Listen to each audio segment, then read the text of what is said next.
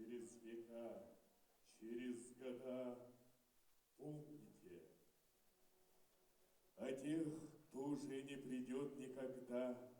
Помните, не плачьте, в горле сдержите стоны, горькие стоны. Памяти павших будьте достойны, вечно достойны. Люди, покуда сердца стучатся, помните, какою ценой завоевано счастье. Пожалуйста, помните.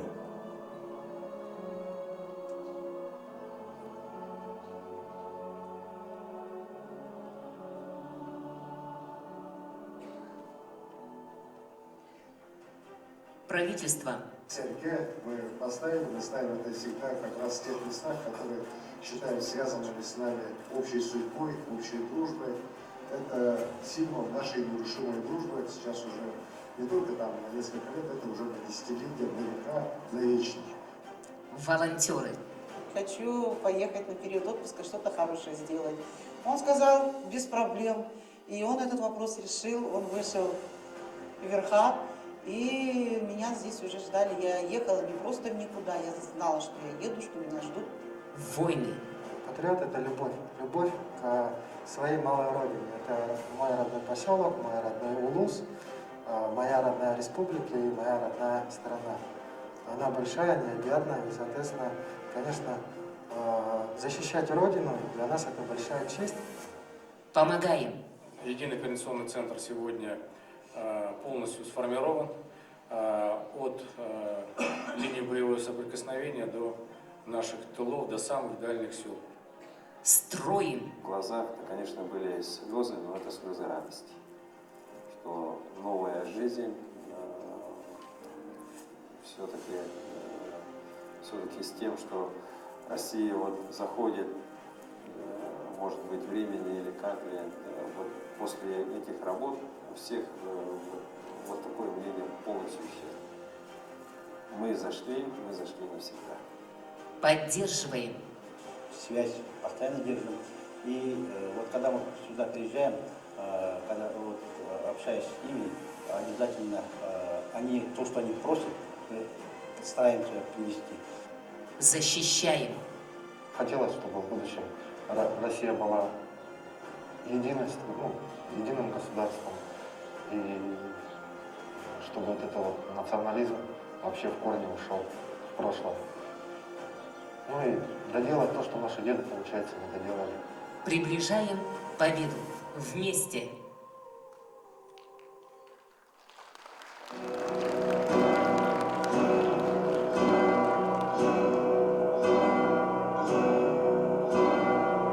Люди мира, на минуту встаньте. Слушайте, гудит со всех сторон. Это раздается в Бухенвальде. Колокольный звон.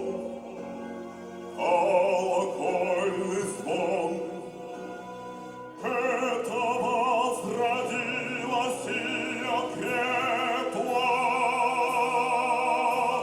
В медном гуле праведная кровь.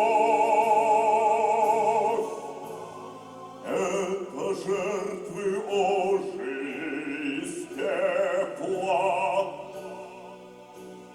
И восстали вновь, и восстали вновь, и восстали, и восстали, и восстали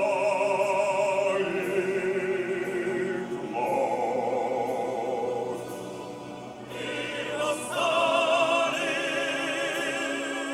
и восстали.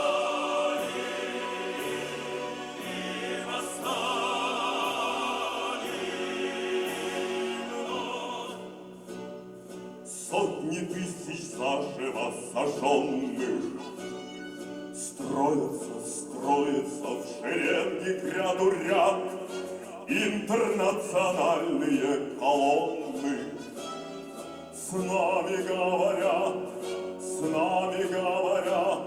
слышите громовые раскаты?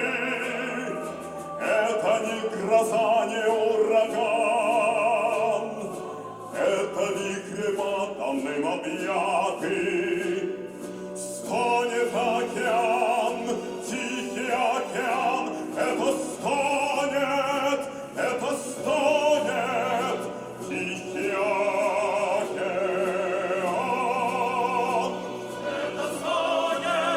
Это стонет тихий океан.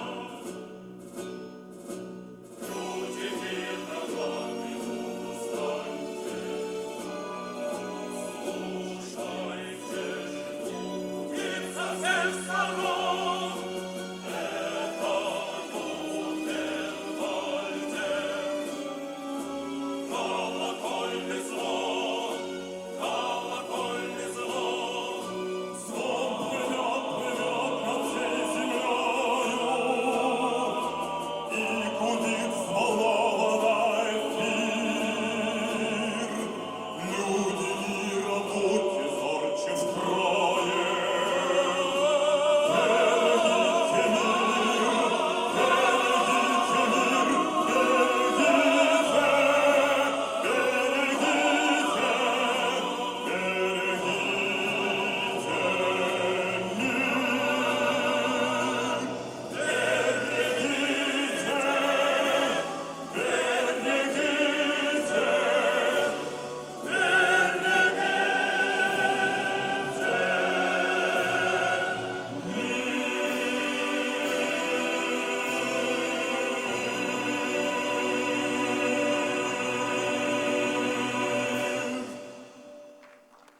Очнитесь же, люди, скорее, не то будет поздно потом, а далее только страшнее, фашизм крепнет вновь с каждым днем.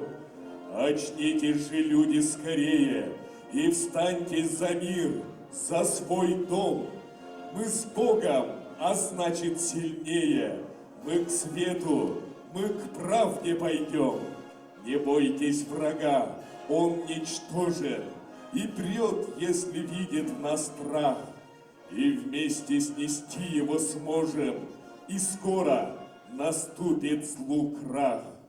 Встанем против фашизма монолитной стеной и победим.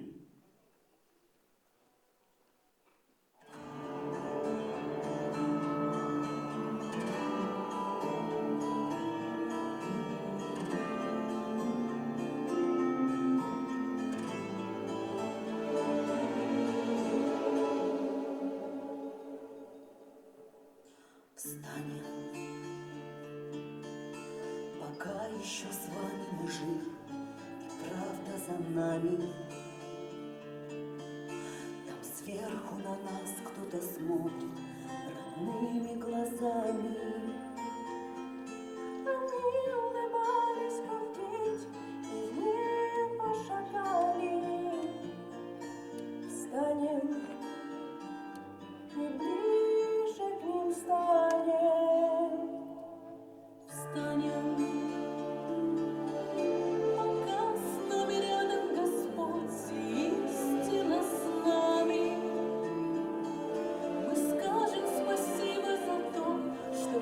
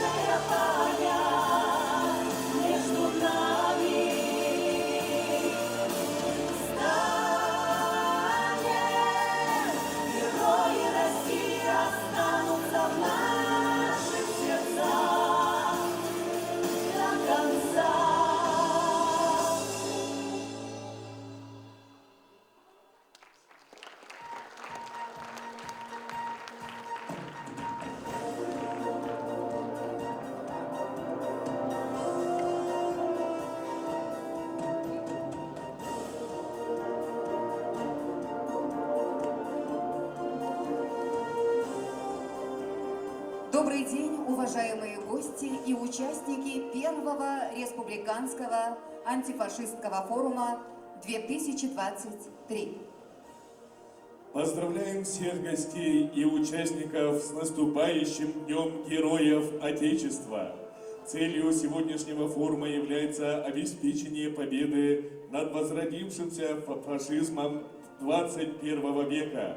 Сегодня мы будем вспоминать о прошлом, анализировать настоящее и строить планы на будущее. Мы никогда не забудем, как разрушают души идеологии расового превосходства человека над человеком, потому что после падения гитлеровского режима идеи фашизма не остались в прошлом. Они живут в тех, кто сегодня праздник 9 мая считает победобесием, кто разрушает памятники воинам-освободителям, всячески героизируя предателей и коллаборационистов, поклоняется нацистской символике. Все это говорит о том, что мир не извлек уроки. Отдельные государства и правительства по-прежнему, как и было накануне Второй мировой, не замечают, а порой и поощряют проявление радикализма в обществе, а порой открытого терроризма.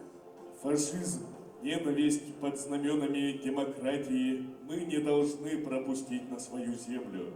Каждое новое поколение должны и будем растить, передавая им память не только о предках, но и о боли, которая сделала наш народ сильнее и научила, как никакие другие народы, беречь мир и спокойствие во всем мире. Чтобы другие страны тоже помнили и не забывали, кто заплатил за великую победу великой ценой, кто освободил завоеванные гитлеровской Германией земли и спас народы от геноцида. Мы должны эту правду пронести через века.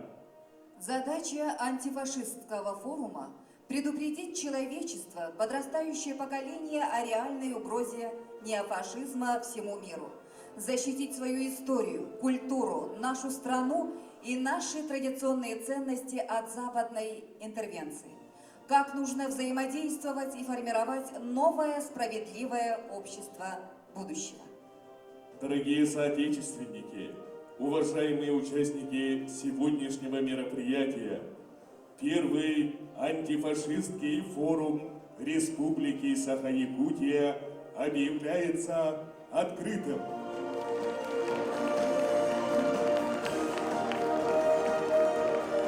Звучат гимны Российской Федерации и Республики Саха-Якутия.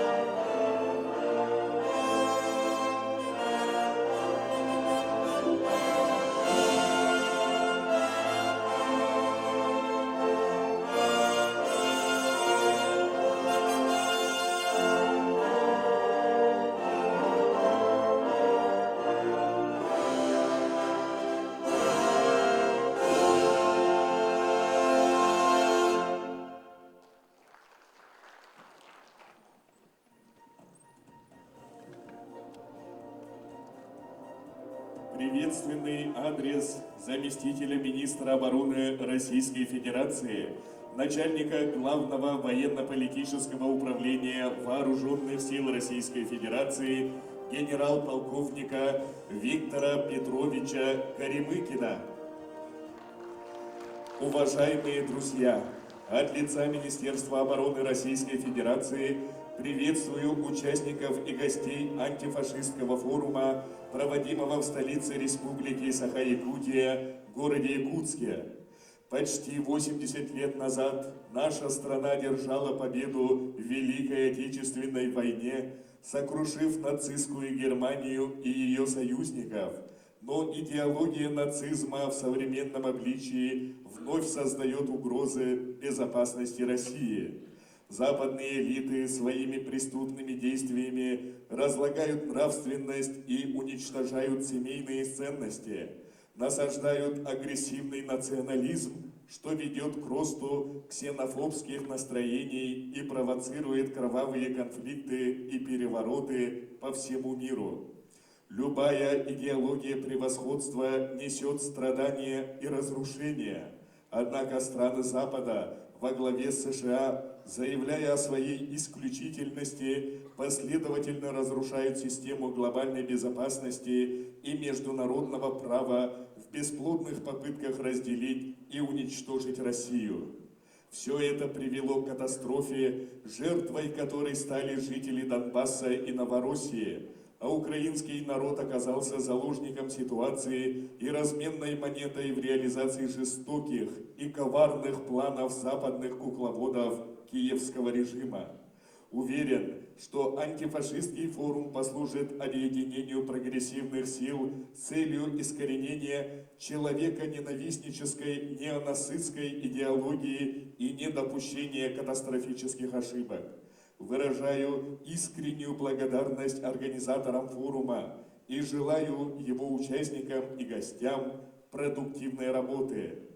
Заместитель министра обороны Российской Федерации, начальник Главного военно-политического управления Вооруженных сил Российской Федерации, генерал-полковник Виктор Горемыкин. Видеоприветствие главы Луганской Народной Республики Леонида Ивановича Пасечкина. Внимание на экран.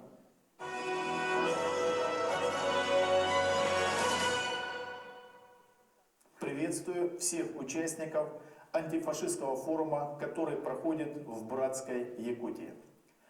В следующем году все мы будем отмечать 79-ю годовщину победы нашего народа в Великой Отечественной войне. Она была завоевана мужеством и тяжким трудом, а мы-то кровью и слезами миллионов людей. И для жителей России эта победа навсегда останется духовной опорой. Тогда нашим отцам и дедам удалось одолеть фашизм. И еще 20 лет назад трудно было даже представить, что он вновь поднимет голову. Но это случилось. Стараниями заокеанских политиков коричневая чума возродилась на Украине, жители которой вместе с другими братскими народами героически сражались на фронтах Великой Отечественной войны. Сначала мы не хотели верить в происходящее, но признаки неонацизма на Украине были налицо. Безумная ненависть ко всему русскому, героизация нацистских палачей, снесенные памятники героям Отечества и многое другое. Жители Донбасса не захотели с этим мириться. И тогда преступная киевская власть направила против нас регулярную армию. Начала беспощадно обстреливать наши города, безжалостно убивать женщин, детей, стариков. На защиту жителей Донбасса, а по сути безопасности всего мира, встала мощная российская армия. Все народы нашей великой многонациональной страны. В их числе и герои из Якутии, которые мужественно сражаются с врагом. Одна из главных целей специальной военной операции, четко обозначенная нашим президентом, Владимиром Владимировичем Путиным полная денацификация Украины. Возродившийся нацизм должен быть уничтожен безоговорочно, окончательно и навсегда. И сделать это сможем только мы с вами, потомки героев-победителей, которые однажды уже освободили мир от фашистской нечисти. И мы вновь победим, потому что за нами правда, память и сила.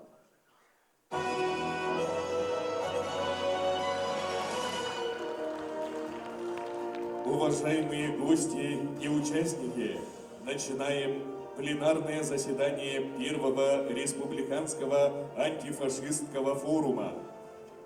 В президиум приглашаются Кашперская Наталья Альбертовна, член комиссии Общественной палаты Российской Федерации по вопросам суверенитета, патриотическим проектам и поддержке ветеранов, модератор пленарного заседания. Федотов Андрей Сандаминович, постоянный представитель Республики Саха-Якутия при президенте Российской Федерации, первый заместитель председателя правительства Республики Саха-Якутия, председатель Организационного комитета по подготовке и проведению Республиканского антифашистского форума. Подголов Александр Григорьевич, заместитель председателя Государственного собрания Эльтумен Республики Саха-Якутия, председатель Постоянного комитета Государственного собрания Эльтумен Республики Саха-Якутия по делам военнослужащих, ветеранов боевых действий, вопросам патриотического воспитания и общественных организаций. Кикнадзе Владимир Георгиевич, главный редактор журнала «Наука. Общество. Оборона», член-корреспондент Российской академии ракетных и артиллерийских наук, полковник. Кимаковский Игорь Владимирович, советник главы Донецкой Народной Республики. Колесов Александр Гаврильевич, Герой России, народный депутат Государственного собрания Эльтумена Республики Саха-Якутия, участник специальной военной операции, командир первого добровольческого отряда «Ботур». Винокурова Альбина Алексеевна, начальник управления культуры Нижнеколымского района, депутат муниципального района Нижнеколымский район, общественный деятель, член регионального комитета семей воинов Отечества, мать погибшего солдата Александра Зубко.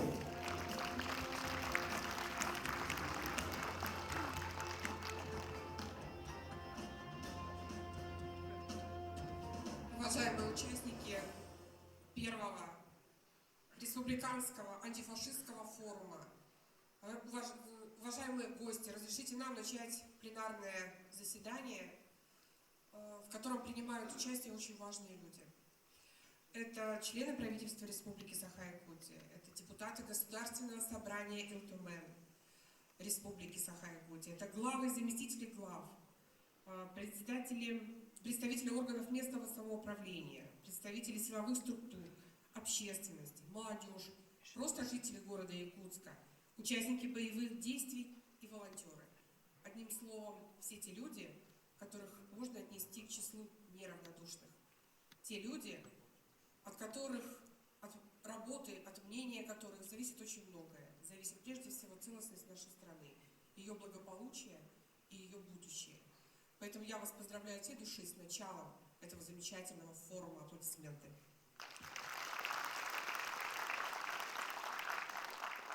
Первый, кому бы мне очень хотелось предоставить слово, очень важный человек, идеолог этого замечательного форума. Слово предоставляется постоянному представителю Республики Саха-Якутия при президенте Российской Федерации, первому заместителю председателя правительства Республики Саха-Якутия, председателю Организационного комитета по подготовке и проведению Республиканского антифашистского форума Андрею Сандаминовичу Федотову.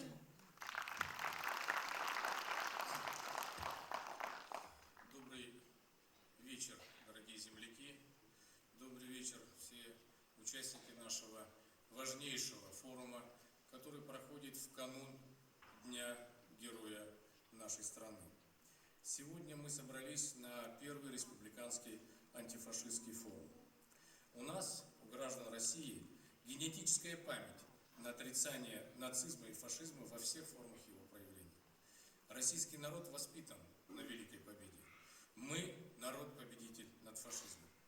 И этот факт является одной из причин ненависти коллективного Запада к нам, что привело к отрицанию всего российского и всего русского. И вновь, как 80 лет назад, правительство так называемого «золотого миллиарда» организовали поход фашистских полчищ на нашу страну. Только сегодня эти полчища идут на нас не из Германии, а с Украины.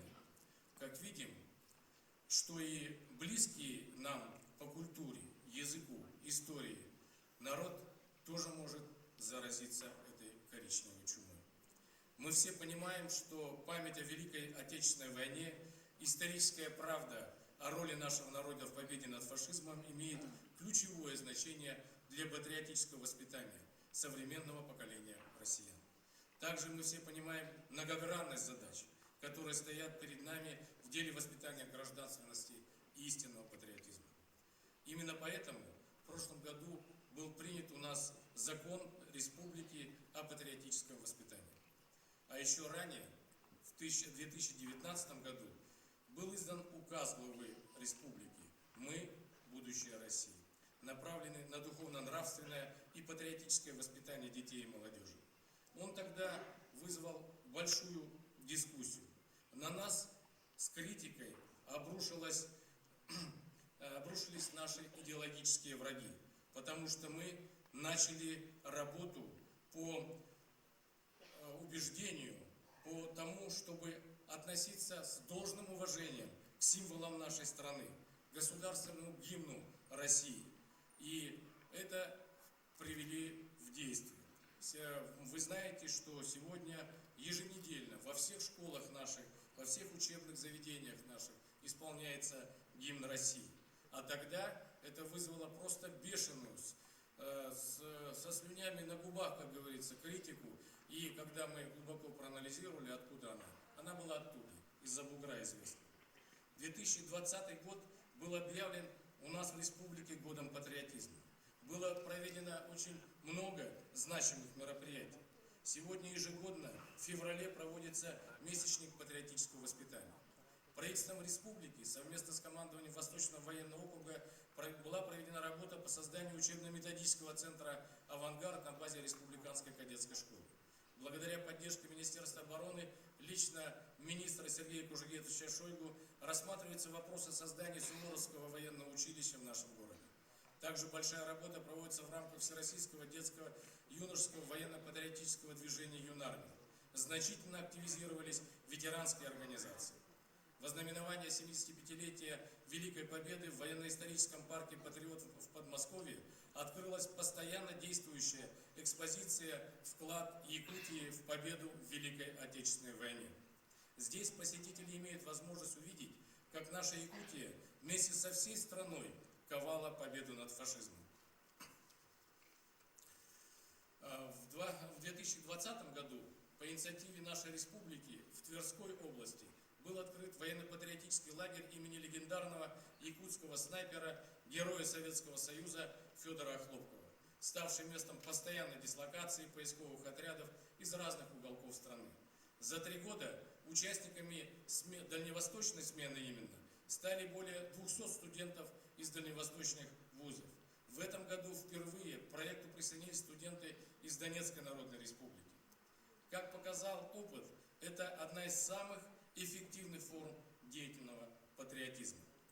В прошлом году делегация Якутии во главе с Алексеем Сергеевичем Николаевым приняла участие в Международном антифашистском конгрессе в рамках форума «Армия-2022». Уже тогда появилась мысль организовать в республике антифашистский форум. И в этом году, заручившись поддержкой Министерства обороны, общероссийских организаций «Сильная Россия», «Офицеры России», дети, узники концлагерей фашистов, в преддверии Дня Героев Отечества мы его проводим. Мы видим целью нашего сегодняшнего форума в том, что на опыте борьбы, противодействия распространению нацизма, популяризации патриотики, сотрудничества с молодежными патриотическими организациями, который накоплен у нас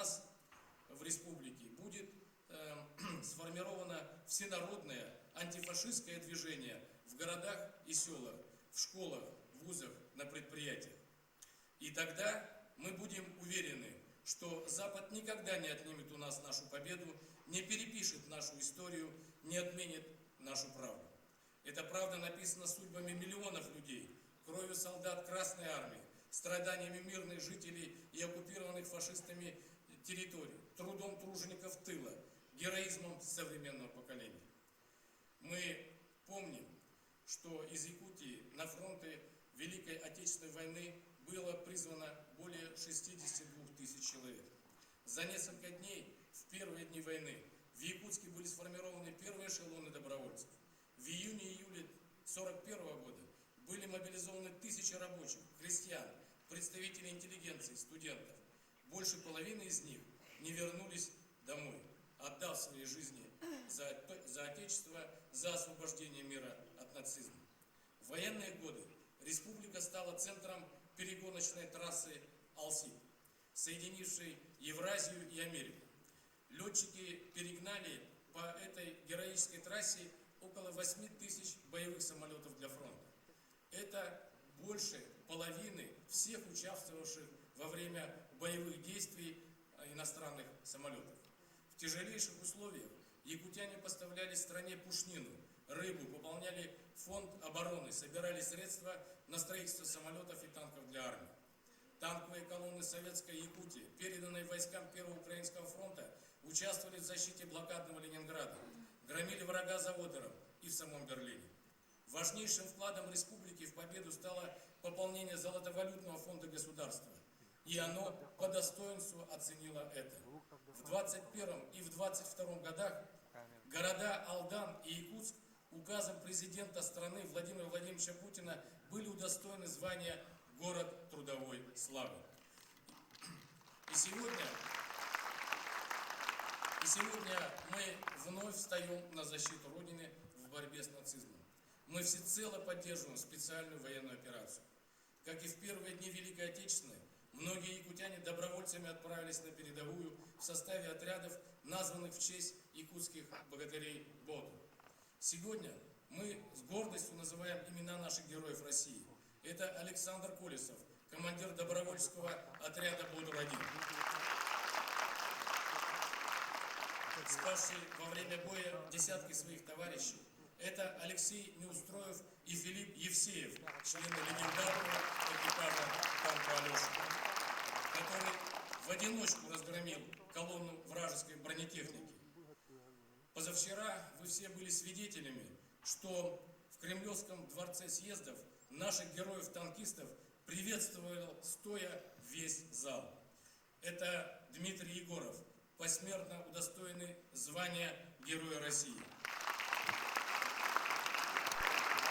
Дмитрий в ходе боя у села Новомайорское на Донбассе встретил превосходящие силы противника, не дрогнул и обратил врага в бегство.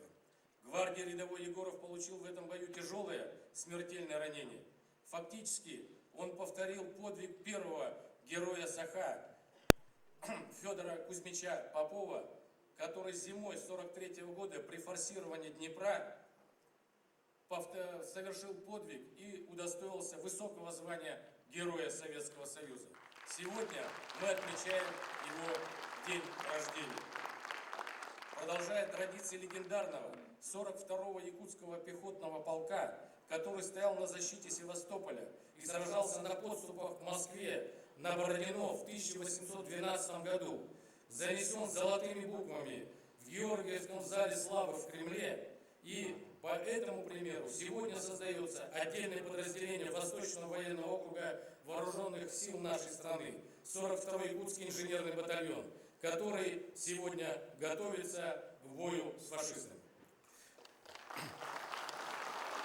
Наша республика, наряду с другими российскими регионами, восстанавливает освобожденные города. Вы знаете, мы взяли шефство над городом Кировская Донецкой Народной Республики, где восстановлены многие жизненно важные социальные объекты, жилье, дороги. Все жители, с которыми я общался, искренне благодарили за братскую помощь.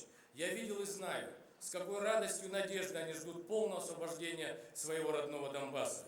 Все их надежды на мирную жизнь и на лучшее будущее связаны только с Россией. Все цели специальной военной операции, конечно, будут выполнены. Победа будет, безусловно, за нами. Но в то же время мы должны четко понимать, против нас идет беспрецедентная идеологическая информационная война. В этой войне мы обязаны прежде всего обеспечивать высокую нравственную этику информационного поля, распространяя объективную историческую правду. Сегодня как никогда важно крепить чувство патриотизма. Важно целенаправленно взращивать человеческие ценности добра, справедливости, уважения, ограждая их от влияния фашистских идей, разлагающих души и сердца. Уважаемые коллеги, сегодня мы проводим первый республиканский антифашистский форум. А ведь в годы Великой Отечественной именно у нас в Якутске в сентябре 1942 года состоялся первый антифашистский митинг. Его идейным вдохновителем, организатором тогда была председатель Президиума Верховного Совета Якутской автономии Софья Петровна Сидорова. Она также была и представителем нашей республики в Москве.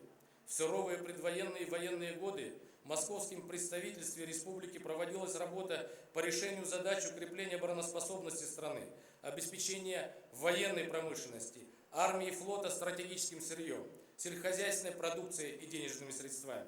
Символично, что сейчас в постоянном представительстве Якутии в Москве распоряжением нашего Илдархана Асена Сергеевича Николаева создан единый координационный центр, который выполняет задачи по всесторонней поддержке военнослужащих якутян, участвующих в специальной военной операции и их семей. За текущий год проделана большая работа. Сотрудники единого координационного центра постоянно находятся в тесном контакте как с военным руководством, так и непосредственно с бойцами нашей республики. На постоянной основе оказывается гуманитарная помощь и им, и новым территориям. Завершая выступление, хотел бы зачитать обращение якутян, старейшин к Верховному главнокомандующему Иосифу Виссарионовичу Сталину еще тогда, в 40-е годы прошлого столетия, которое было опубликовано на страницах газеты «Социалистическая Якутия». В эти напряженные дни Великой Отечественной войны мы поставили перед собой задачу здесь, в далеком тылу, бороться и работать напряженно, не останавливаясь перед трудностями, зимними трескучими морозами и летним палящим зноем. В этом вы можете быть уверены за победу над врагом. По итогам нашего форума мы также предлагаем подготовить обращение к Верховному главнокомандующему, президенту нашей России Владимиру Владимировичу Путину. Отдавая дань уважения нашему старшему поколению, героям Великой Отечественной войны, победившим фашизм, мы выражаем стремление и готовность крепить историческую правду, традиционные духовно-нравственные ценности и сделать все для победы над фашизмом и на фронте, и в тылу, и во всем мире. Желаю всем участникам форума плодотворной и результативной победы. Спасибо. Начинаем церемонию вручения наград за высокий профессионализм и личный вклад, проявленные при реализации мероприятий специального инфраструктурного проекта по развитию новых территорий Российской Федерации, вручить благодарственное письмо Министерства строительства и жилищно-коммунального хозяйства Российской Федерации Бондарю Владимиру Владимировичу, заместителю главного инженера по эксплуатации государственного унитарного предприятия «Жилищно-коммунальное хозяйство Республики Саха-Якутия».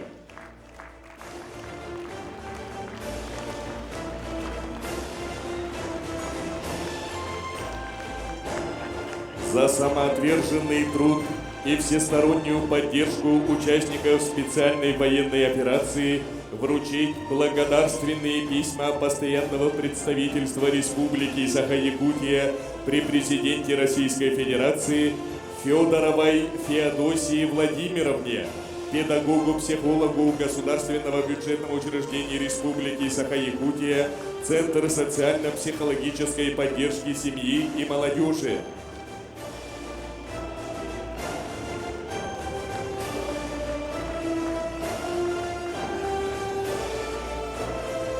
Благодарственное письмо вручить Васильевой Анне Сергеевне, педагогу, психологу Государственного бюджетного учреждения Республики Саха-Якутия, Центр социально-психологической поддержки семьи и молодежи.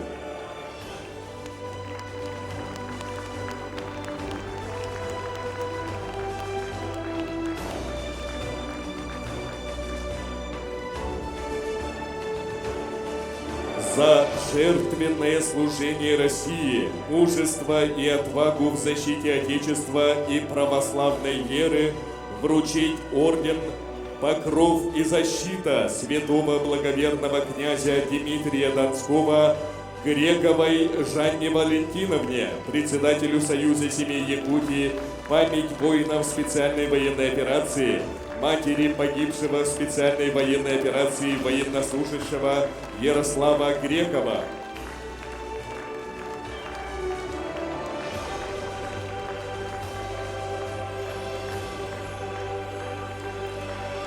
Орден вручить Гриценко Александру Павловичу, заместителю председателя Общественной палаты Республики Саха-Якутия, генеральному директору акционерного общества «Автовокзал», атаману Якутского окружного казачьего общества «Якутский казачий полк».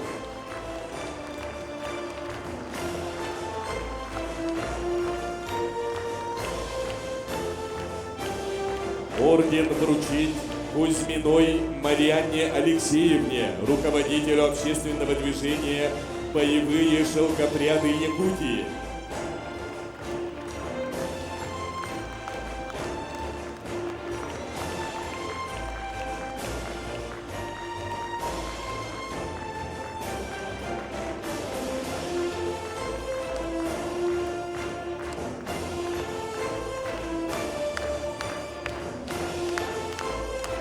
Орден вручить Соловьеву Дмитрию Ивановичу, директору автономного учреждения Республики Саха-Якутия, музейный комплекс «Моя история», исполнительному директору Якутского отделения Русского географического общества. Орден вручить Харбину Николаю Николаевичу, главе муниципального района Алекминский район Республики Саха-Якутия.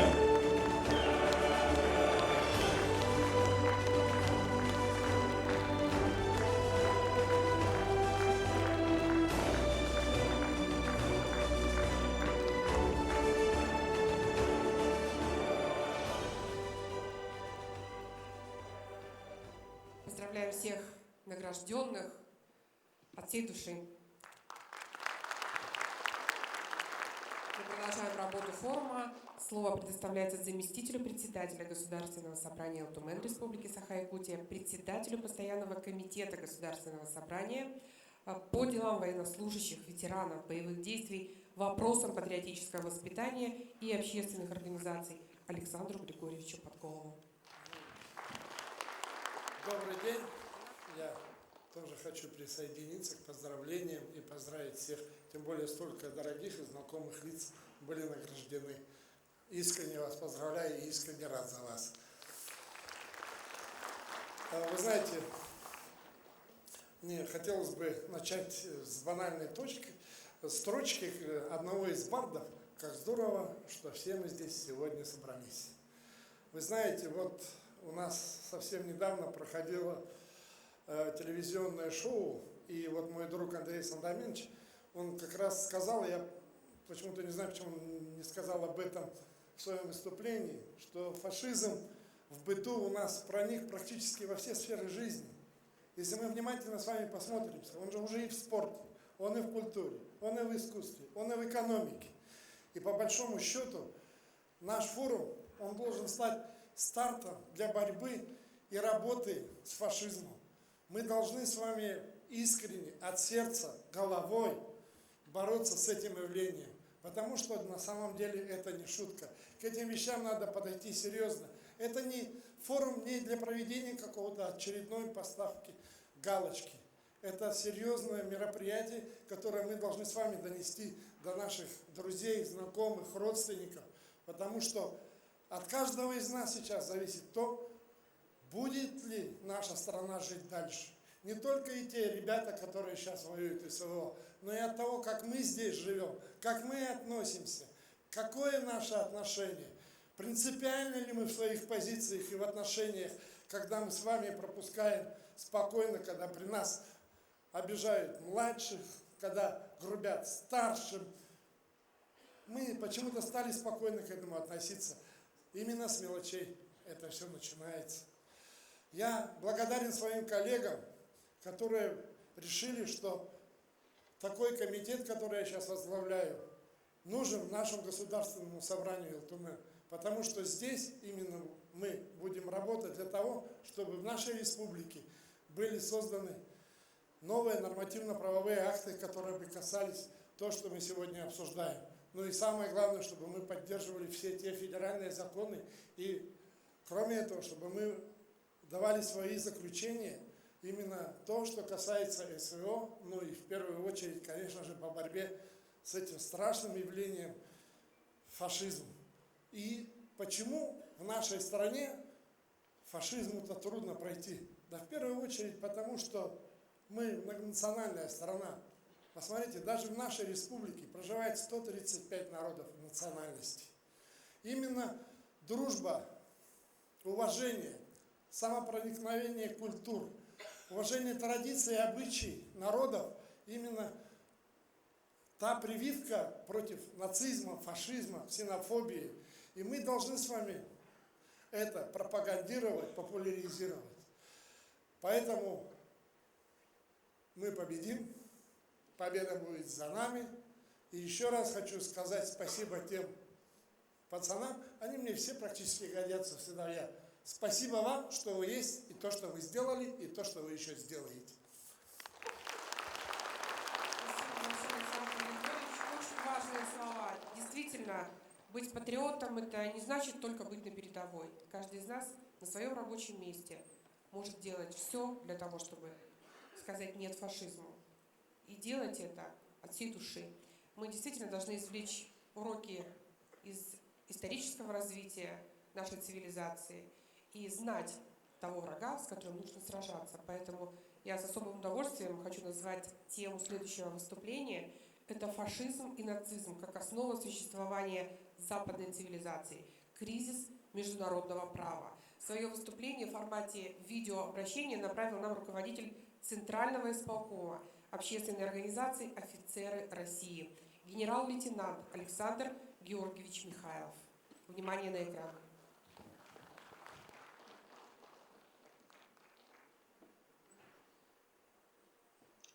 Здравствуйте. Мы с благодарностью приняли ваше приглашение принять участие в антифашистском форуме в Саха-Якутии. Но в связи с погодными условиями мы не стали рисковать с логистикой и решили принять участие дистанционно, используя современные технологии. Сегодня, как в 1812, как в 1941 году, нам объявили войну. Европейские государства, более 20 стран сегодня участвуют в конфликте между Россией и Украиной. А по сути, они хотят утопить в крови сначала Украину, а потом и Россию. По сути, развязана война не против России, не за ее территорией. Развязана война против русского мира с его идентичностью, нациями, традициями. Война против тех, кто думает на русском языке, в ком течет кровь воинов, победителей минувших войн. И не за территорию, не за ресурсы, а именно против русского мира, созданного нашими предками, куда входят все нации и народности нашей страны. Русского мира, который приобрел огромное влияние на планете, восстановил у населения нашей страны чувство национальной гордости, исторической справедливости, мира, который противостоит центробежным силам зла, ненависти и милитаризму. Как в гитлеровской Германии сегодня в Украине убивают журналистов, писателей, мирных жителей, сжигают книги на русском языке и даже на украинском книги мировых классиков. Русский язык под запретом, детей оболванивают, создавая из них Гитлер-Югенд, фальсифицируют нашу общую историю, да и не только нашу, но и мировую историю, доводя ее до полного маразма. Бомбят мирные города, села, убивают мирных граждан. Готовы, причем надо сказать, что убивают запрещенными боеприпасами. готовы применить ядерное оружие, которое на века может уничтожить целые области, регионы. Но это ли не фашизм? Сбылось пророчество поэта: народы воспрянут ото сна.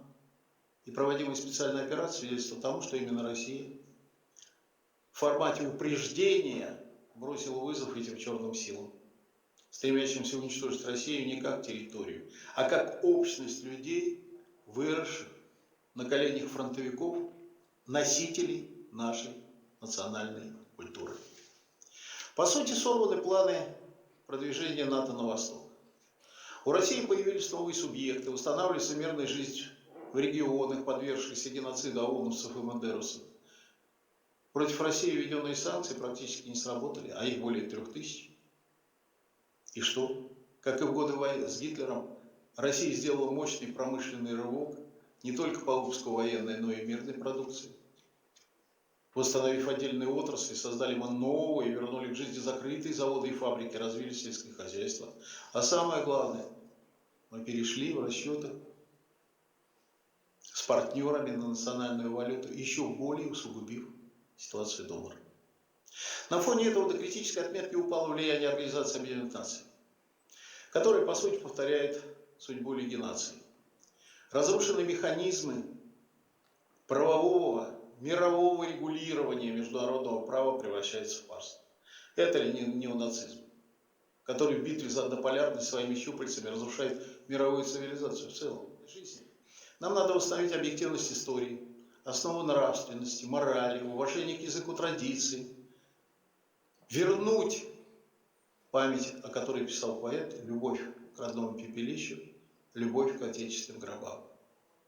Надо очистить культуру и образование от наростов западничества, вернуться к мыслям наших великих педагогов Ушинского, Бакаренко, Сухомлинского, вернуть классическую литературу в школу, убрать из общения с подростками формализм, административный педикулез. Великий наш конструктор Михаил Тимофеевич Калашников говорил: все нужно и просто. А главное — посеять в людях зерна добра, любви к родине. Наступил момент, когда молодежь, независимо от пола, религиозных убеждений, национальности, стали на защиту русского мира. Русские, якутяне, ингуши, евреи, аварцы, немцы — все демонстрируют высокие гражданские качества. Мы видим, то, что происходит на Донбассе, находит отклик у якутян. Отвага воинов якутян стала стандартом для уважения донбассов и известно за пределами зоны СВО. Добровольцы якутяне задали высокую планку умений, отваги на полях сражений, показали стойкость, результативность боевых действий в зоне СВО. За проявленное мужество и отвагу многие отмечены государственными наградами. Сегодня мы вспоминаем слова Вячеслава Молотова, который он сказал в 12 часов 22 июня 1941 года. Наше дело правое, мы победим, враг будет разбит, победа будет за нами. Спасибо. Да, я тоже абсолютно солидарна со словами, которые прозвучали сейчас в выступлении. Действительно, очень много изменилось, коллеги. Мы начали гордиться тем, что живем в России. Мы начали гордиться тем, что мы, оказывается, можем многое. Технологический суверенитет – это то, что мы сейчас имеем. И во многом благодаря предпринимателям, науке, образованию это все с каждым днем становится все более очертания приобретает зримые. Поэтому я тоже убеждена в том, что победа будет за нами и враг будет разбит. Потому что такие люди, которые живут в России, они не могут иначе. Я с удовольствием предоставить слово хочу главному редактору журнала «Наука, общество и оборона», член-корреспонденту Российской академии ракетных и артиллерийских наук, полковнику Владимиру Георгиевичу Кетнадзе. История геноцида советского народа в общественно-политическом дискурсе и научно-исследовательской деятельности современной России.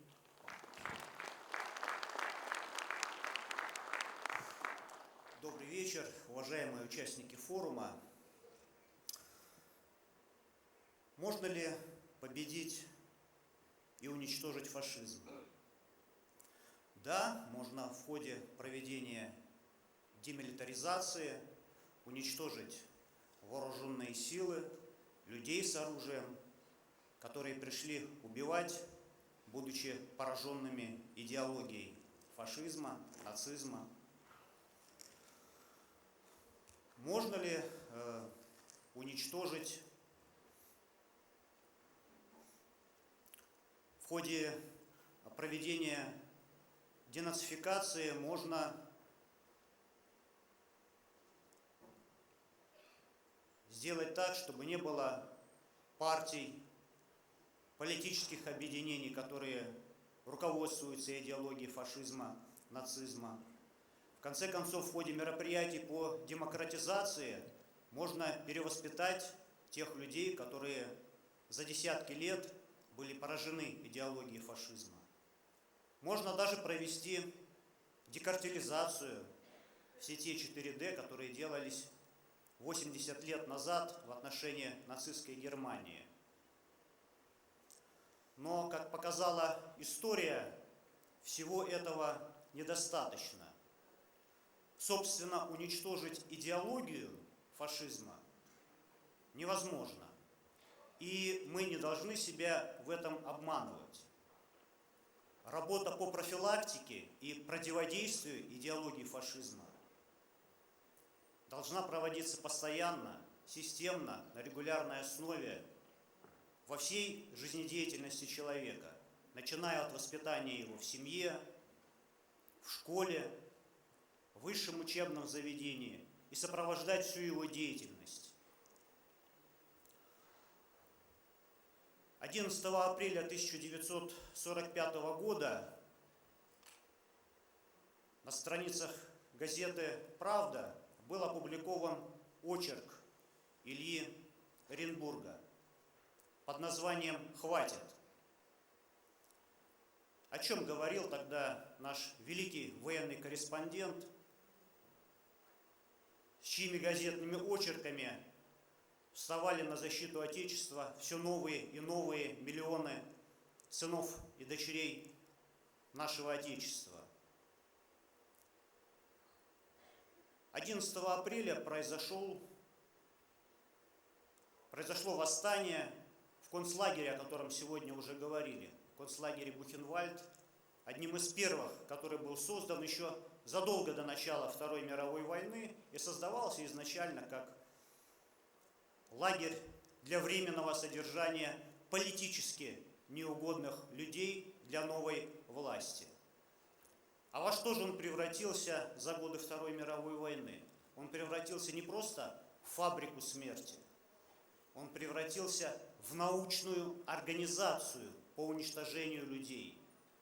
Это свидетельство тех людей и воинов Красной армии, и союзнических армий, которые изучали то, как была устроена жизнь, если это можно так назвать, узников концлагеря Бухенвальд. К сожалению, то, что осуществлялось на территории нашей страны, Советского Союза, ее оккупированных территорий, а под оккупацией оказалась значительная часть населения, почти 40 миллионов человек.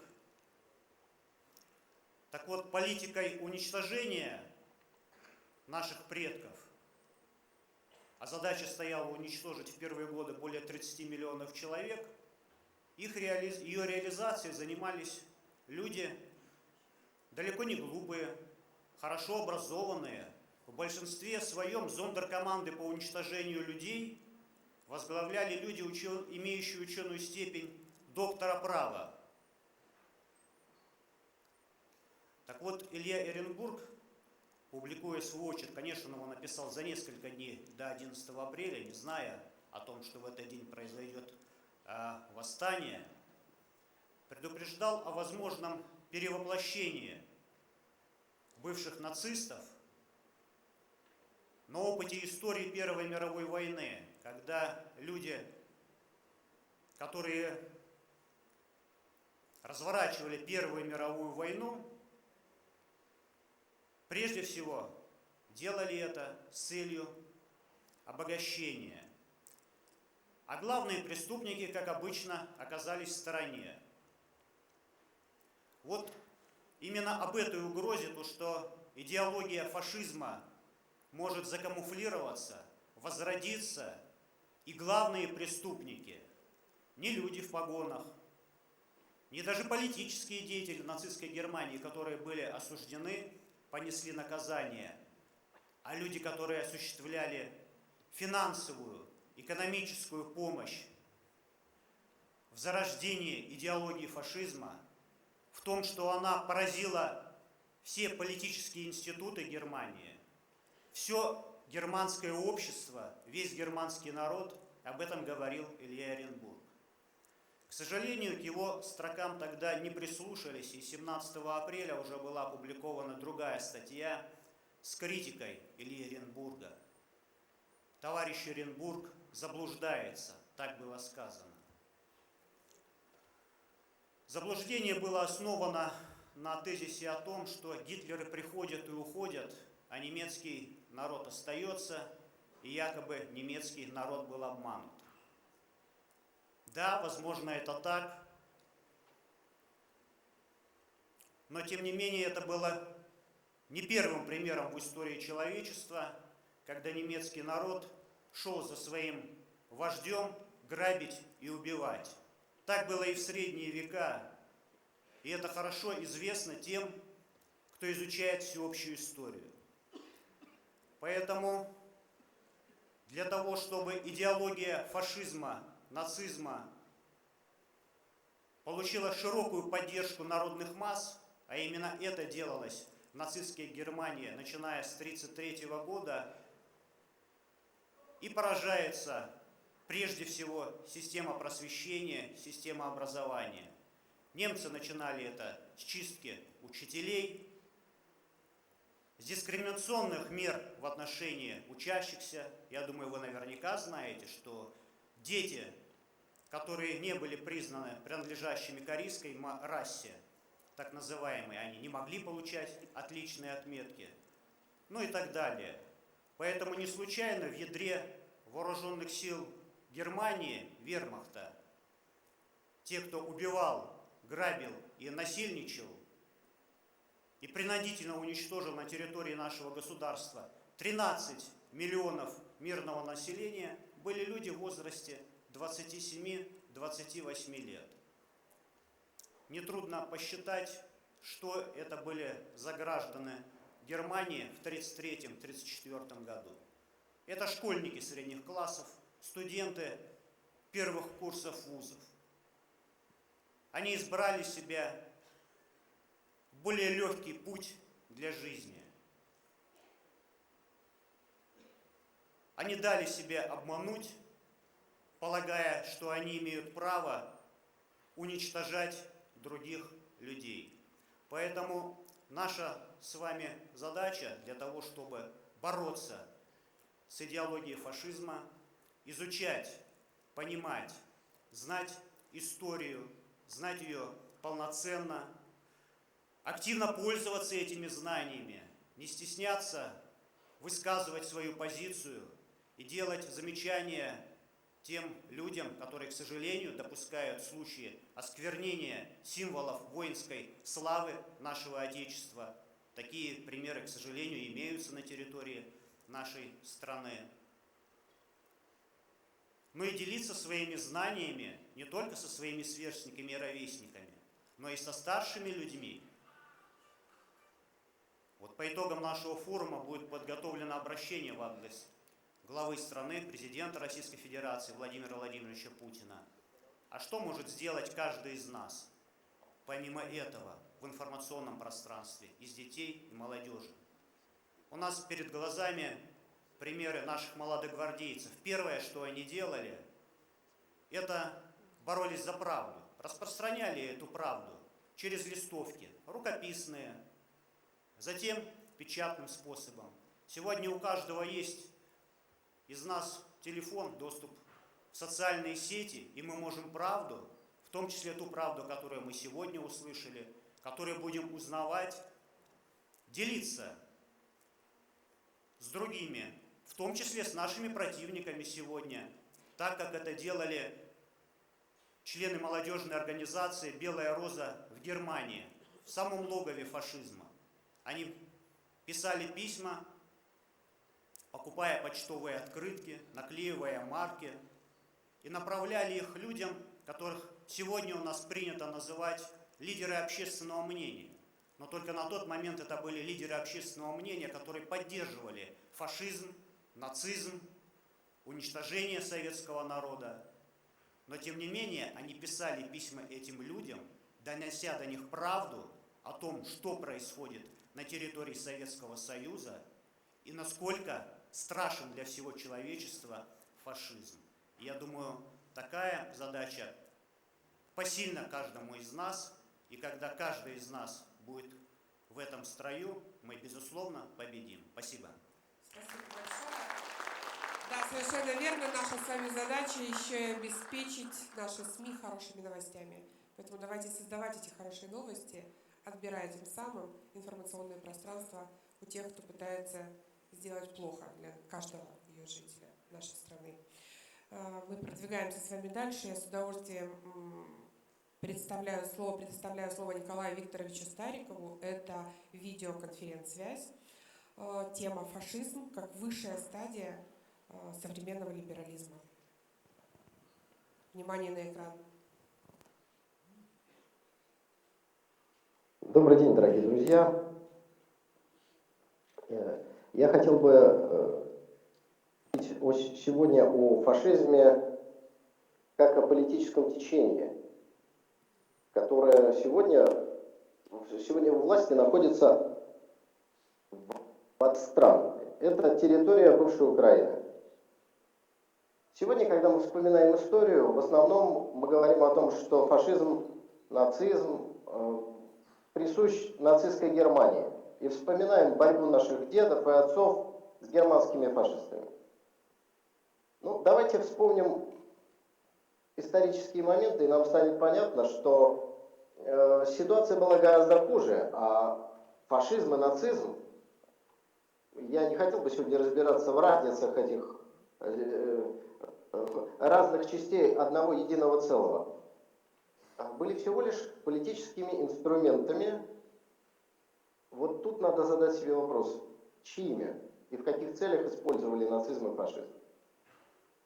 Нацизм и фашизм были неотъемлемой частью тогдашней политической системы. Ровно так же, как сегодня они являются неотъемлемой частью сегодняшней политической системы. Это политические инструменты удержания власти. Вот когда один из уважаемых выступающих сказал, что обогащение является одной из целей фашизма, я позволю себе не согласиться с этим тезисом и расширить его. Для Зеленского и его клики, безусловно, фашизм, нацизм, нахождение во власти, руководство остатками бывшей советской Украины является средством обогащения. Тут нет никаких сомнений. Но у тех, кто привел к власти Зеленского и его клику, ровно так же, как тех, кто привел когда-то к власти Гитлера, Муссолини, Порти и других диктаторов по всей Европе, для них пошел средством обогащения. Для них фашизм был политическим инструментом. Давайте вспомним, что первый фашистский режим пришел к власти в Италии в начале 20-х годов.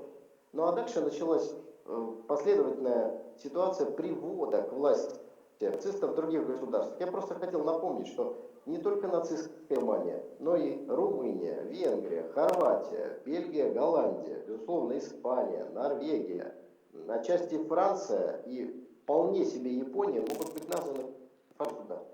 То есть этот инструмент после того, как он показал себя неплохо на почве, дальше расширялся и пересаживался в других государств.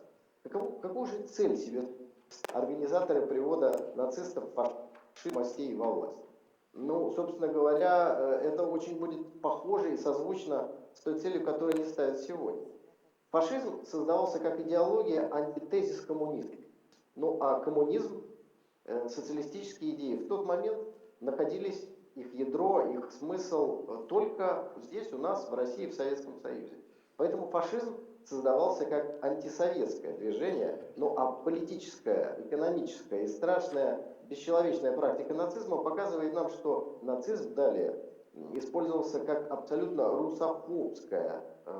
как русофобский инструмент геноцида нашего многонационального народа. Поэтому прав один из наших уважаемых общественных деятелей, как антисоветчик, всегда русофоб. Именно так и было, именно так и происходит сегодня.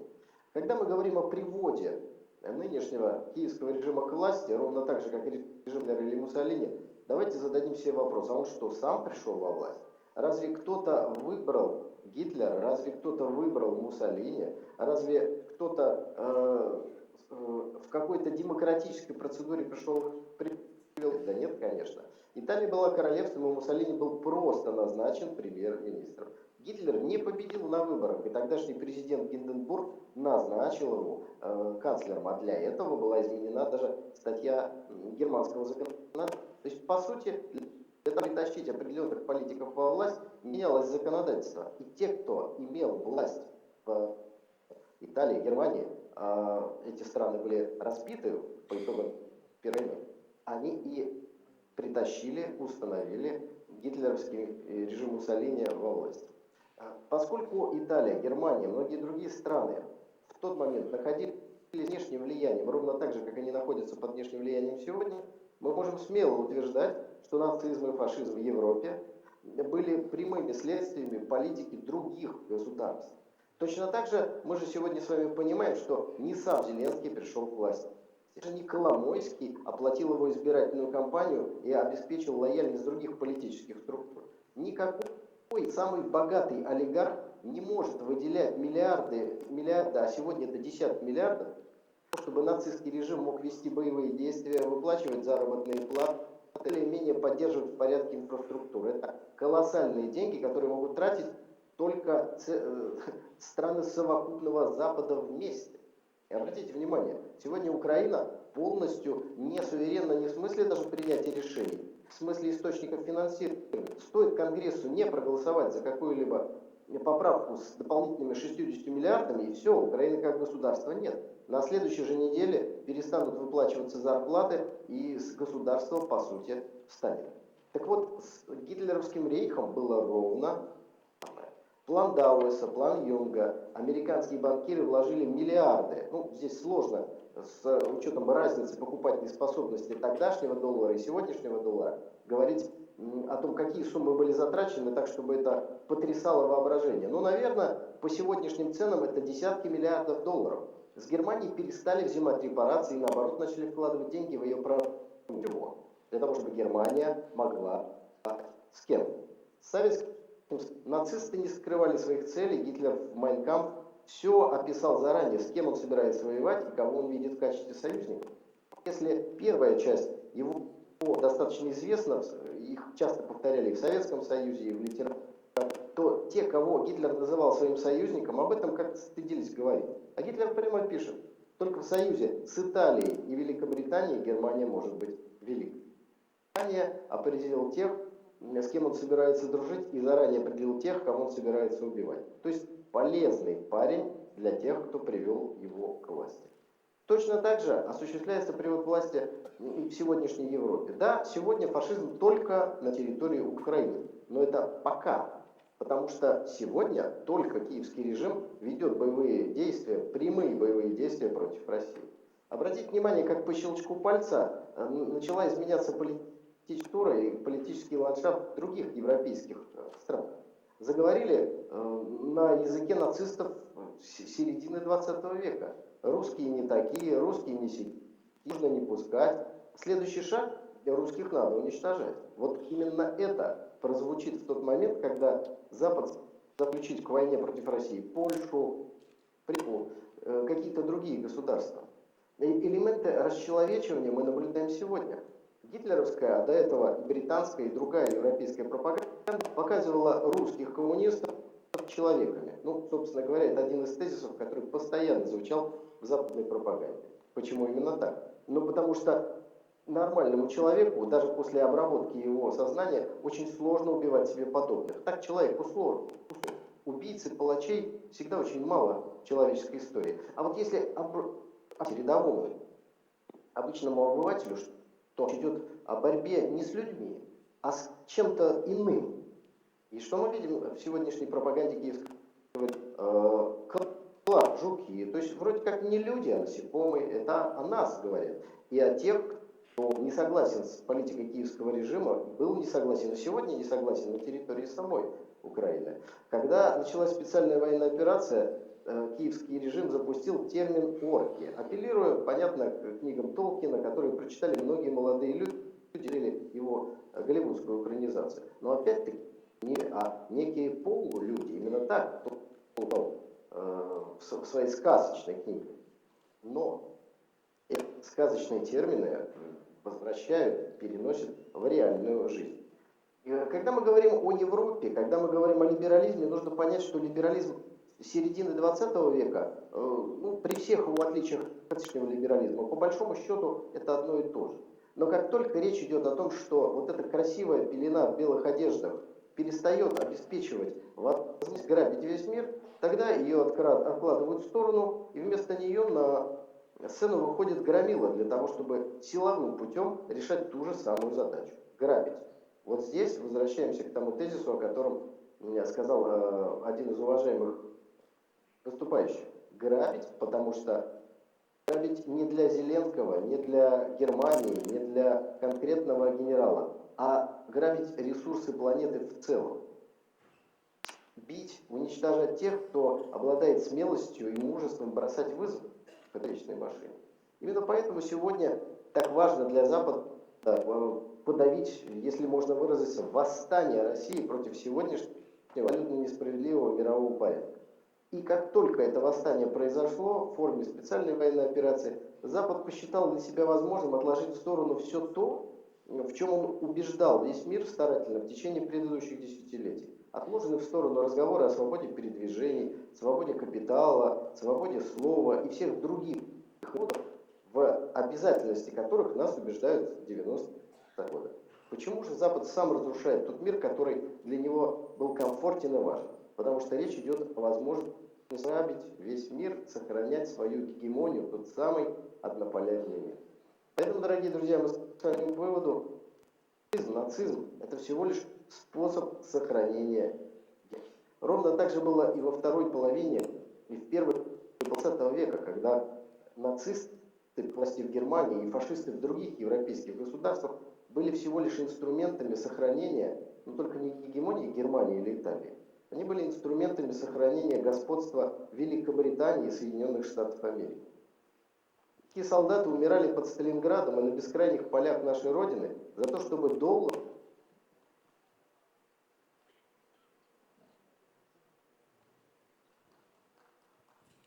Да, аплодисментами поддерживаем нашего спикера. Проблемы со связью. Коллеги, действительно очень сложно не согласиться со всеми тезисами, потому что целый народ стал всего-навсего инструментом. В связи с этим следующий спикер для нас тоже очень важен, он продолжает эту тему. Тема «Украинский нацизм. Осмысление личной трагедии». И я с удовольствием приглашаю к микрофону Игоря Владимировича Климаковского, человека, который неоднократно у нас уже был в республике, советник главы Донецкой Народной Республики. Встречаем.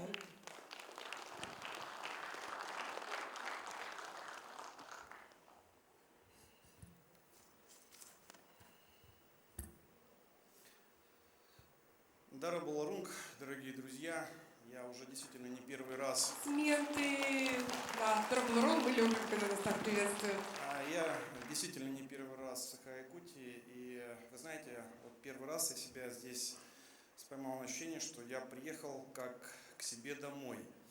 И первое, что я хотел бы передать, слова приветствия и благодарности от главы Донецкой Народной Республики Дениса Владимировича Пушилина, потому что у нас в республике как нигде осознают важность вашего мероприятия антифашистского. Почему? Потому что мы на себе, наверное, первые в России, а Донбасс себя Россией считал всегда, начиная с 1991 года, и мало кто знает о том, что в 1991 году с Донбасса приезжала делегация к Борису Николаевичу Ельцину с просьбой принять нас в Российскую Федерацию. И тогда была такая возможность, но Борис Николаевич Ельцин нам в этом отказал, а большая Россия и Владимир Владимирович Путин нас принял в большую и дружную семью Российской Федерации.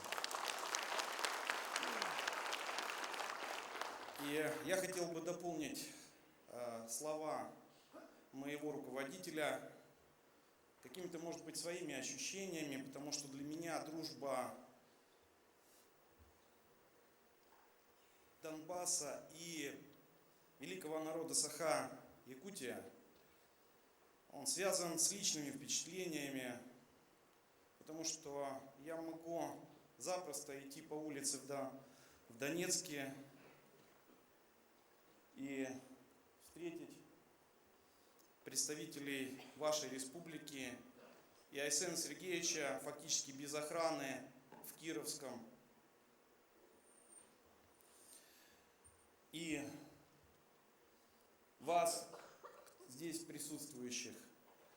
Почему? Потому что, вот, Андрей Станович, вот наша последняя встреча с вами, она была вот просто, вот на улице мы с вами встретились, и вы тогда вели главе аппарата нашего руководителя, человека, который будет снимать художественный фильм, возможно, и на нашей территории. Для меня дружба с вашей республикой, она связана с восстановлением водоподачи, потому что у нас на самом деле большие проблемы в республике с водой. Для меня очень важно, когда наши дети идут в школу, отремонтированную заботливо вашими специалистами. И для меня очень важно, что год назад, когда я первый раз сюда приехал, мы говорили о том, что необходимо развивать БПЛА. Здесь я встречался со многими специалистами из министерств. И мне было очень приятно, что здесь сейчас, на территории Саха-Якутии, создан батальон по беспилотным летательным аппаратам в рамках инженерных войск. И мне очень приятно, что этот батальон возглавил человек, с которым мы вместе спускались в катакомбы Азовстали. Хан, я говорю тебе. И мы вместе могли там погибнуть от растяжки, от заминированного РПГ. Но тогда мы с представителем великого народа Саха-Якутии были в этом самом глубоком подвале Азовстали. И те гранаты, которые передал мне в свое время хан, они до сих пор находятся в моей боевой разгрузке. Вот это для меня очень важно, и я очень благодарен всему народу Саха за вот эти впечатления. Спасибо вам.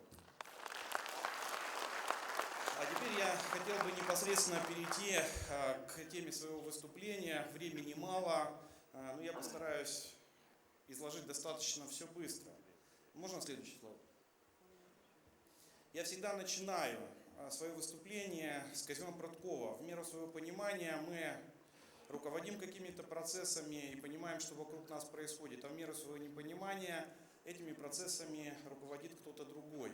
И вы знаете, долгое время мы не понимали, и даже 8 лет гражданской войны, многие не понимали, что на территорию России надвигается, знаете, вот фашизм в самом худшем его проявлении. Вы можете себе представить, что на территории республики, которая пострадала, одна из, наверное, самых серьезных вот проблем после Великой Отечественной войны, это было действительно у нас на Украине. Почему? Потому что Белоруссия и Украина просто по ним прошелся каток фашизма.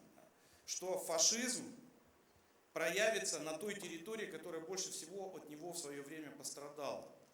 Мы это понимали, мы об этом говорили, и мы хотим, чтобы то, что понимали мы, услышали в том числе и жители всей России. Следующий слайд. И мне тяжело об этом говорить, но я знаю о вот этом фашизме не по книгам о Великой Отечественной войне. Я сам на себе это ощутил, и вот хотел бы вам просто показать несколько вех своей жизни, которые меня как раз вот этой крайней формой проявления украинского национализма, она меня сопровождала всю жизнь. Я первый раз получил по морде от украинских мальчиков-националистов, когда мне было 7 лет, и я приехал в составе нашей семьи на свадьбу моего дяди, младшего брата моей мамы. И мне набили лицо на свадьбе моего родного дяди только за то, что я спел песню на русском языке «Миллион алых роз». Ну, наши дядья, конечно, вступились сами, ими и детям, и родителям досталось этих детей. Но сам смысл, то, что скрытая форма вот этого нацизма, она тогда уже бродила в умах на Западной Украине, потому что эта свадьба была в Тернопольской области. Я сам из семьи, которая была разделена вот этим национализмом, потому что отец у меня из Каменец-Подольского района Хмельницкой области, а мама у меня из Донбасса и Одесской области. Ну так получилось, это переселенцы, воронежские казаки, которые переехали во время переселения Украины, вернее, на территорию Украины. И меня, когда я ездил туда к дедушке, меня называли москальком. Ну, москаль. Это так называют бендеровцы, называют русских. А когда я приезжал оттуда, в мамину семью, меня называли бендеренком. И в конечном итоге это привело к развалу моей семьи, потому что были определенные идеологические разногласия, даже с учетом того, что мой дед по папиной линии, ветеран Великой Отечественной войны, который дошел до Берлина, был директором школы после Великой Отечественной войны, спал с моей бабушкой и с автоматом в одной постели до 1956 года, и у них была договоренность, это мне дед рассказывал, что когда придут бендеровцы, то я сначала стреляю, дед говорил, я должен был застрелить жену, застрелить детей, а потом отбиваться до последнего патрона и последним патроном себя убить. Это мне рассказывал мой дед. Но тем не менее, даже он был пропитан вот этой галичанской идеологией, которая не позволила сохранить мою семью. Потому что, когда я был маленьким, отец ушел, в том числе из-за политических разногласий, потому что мою маму семья отца так и не приняла никогда. И потом был 91 год, когда я уже поступил в военное училище и впервые приехал по форме на Украину. И мы шли с мамой по Одессе, и ко мне подошла девочка-репортер и мальчик с видеокамерой и начал задавать разные вопросы. И потом задали в конце один глупый вопрос, после которого я ошалел, но этот вопрос до сих пор врезался в мою память. А на чьей стороне вы будете, как военные, когда начнется война между Украиной и Российской Федерацией? Это 91 год. То есть тогда уже туда зашивались определенные нарративы, которые привели к тем событиям, которые мы сейчас видим на Донбассе. Но самый тяжелый период, наверное, был, это когда пришел представитель Западной Украины Ющенко. Вроде такой невзрачный президент с щербатым лицом, такой ущербный весь в себе. Но тем не менее этот человек за 5 лет расставил на территории Украины практически по всем областям руководителей всех уровней, начиная от силовых структур до государственного муниципального управления, руководства экономикой, финансами и так далее. И вот этот человек сделал самое непоправимое, потому что именно в 2008 году я, как молодой политик, ездил в составе делегации Российской Федерации на Украину. Я тогда впервые сказал, что будет война между Украиной и Россией. Я ошибся только на 1,5 года. Я думал, что первый срок Януковича они еще выдержат, а вот в 2015 году на перевыборах произойдут вот те события, которые произошли на Майдане в 2013 году. Я ошибся ровно на 1,5 года. И я вот хочу, чтобы нас слышали, что действительно мы столкнулись с очень серьезной бедой. И уже начиная с Януковича, с Ющенко и вот этого позднего Януковича, у нас начинается уже хождение нацизма на территории Украины. То есть преобладание вот этой крайне националистической формы. Почему это все произошло? А потому что украинские политики хотели усидеть на 2 креслах. Они за счет России, за счет средств субсидирования из России, они строили фактически нацистское государство, убивая там все русское, переписывая историю и так далее. И когда начался Майдан, я многим политикам украинским говорил, я говорю, ребята, если вы сейчас не встрепенетесь, то вы получите очень негативные последствия на своей территории. Что они мне сказали? Игорь, ты не понимаешь, у нас было 10 Майданов и все пройдет нормально. Что с этими людьми? 100% этих людей сегодня не во власти, некоторые находятся в тюрьмах, а некоторые пропали без вести. Их просто нет. А некоторые вынуждены жить в миграции, в том числе и в Российской Федерации. Вот к чему приводит иногда непонимание тех процессов, которые происходят на территории. Ну и дальше пошло-поехало. Когда был Корсунь-Шевченковский погром, симферопольцев, крымчан, которые поехали на антимайдан. Они поехали мирно протестовать, но когда они возвращались назад, их настигли бендеровские сотни, избивали людей, многие люди пропали без вести, многих людей, которые бежали, просто расстреливали и забивали битами. А потом была трагедия 2 мая в Одессе. А потом был звонок мамы, которая мне сказала: Игорь, а вы что, на танках собираетесь идти на Украину? Это о чем говорит? Моя мама родная мне это говорила, то есть воспринимала меня уже в какой-то степени как враг. Это о чем говорит? О том, что ведется против нас, и это незримое поле, ведется информационная война. А потом было 9 мая в Мариуполе. А потом, когда расстреливали полицейских, свои же азовцы расстреливали своих же полицейских за то, что они поддержали народ.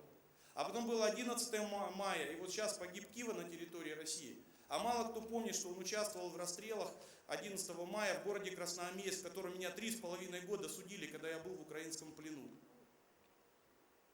И заметьте, мы ему простили. Мы его приняли на своей территории. И кто его убил?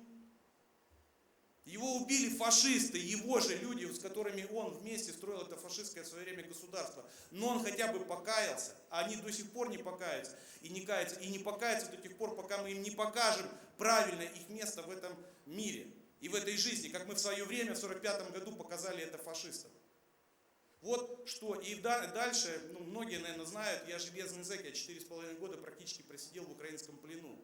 Я лично на себе испытал, что такое пытки. Людей, которые разговаривают на русском языке. Для меня это было страшнее электричества, когда меня пытали люди, которые не знают украинского языка, но при этом считают себя украинскими националистами. Это ли не проявление нацизма?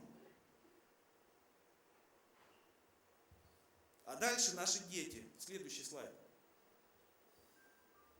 А вот это вот ребята, которые были сожжены в Доме профсоюзов. И дочка Гены, она его никогда не видела. Знаете почему? Потому что она родилась 5 мая 2014 года.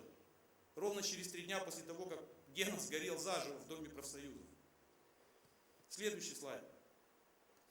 А вот это дети, которые хотели ходить в школы, хотели созидать, и, может быть, даже бы учились в вузах Саха-Якутии. Почему? Потому что здесь развивается перспективный в России IT-кластер.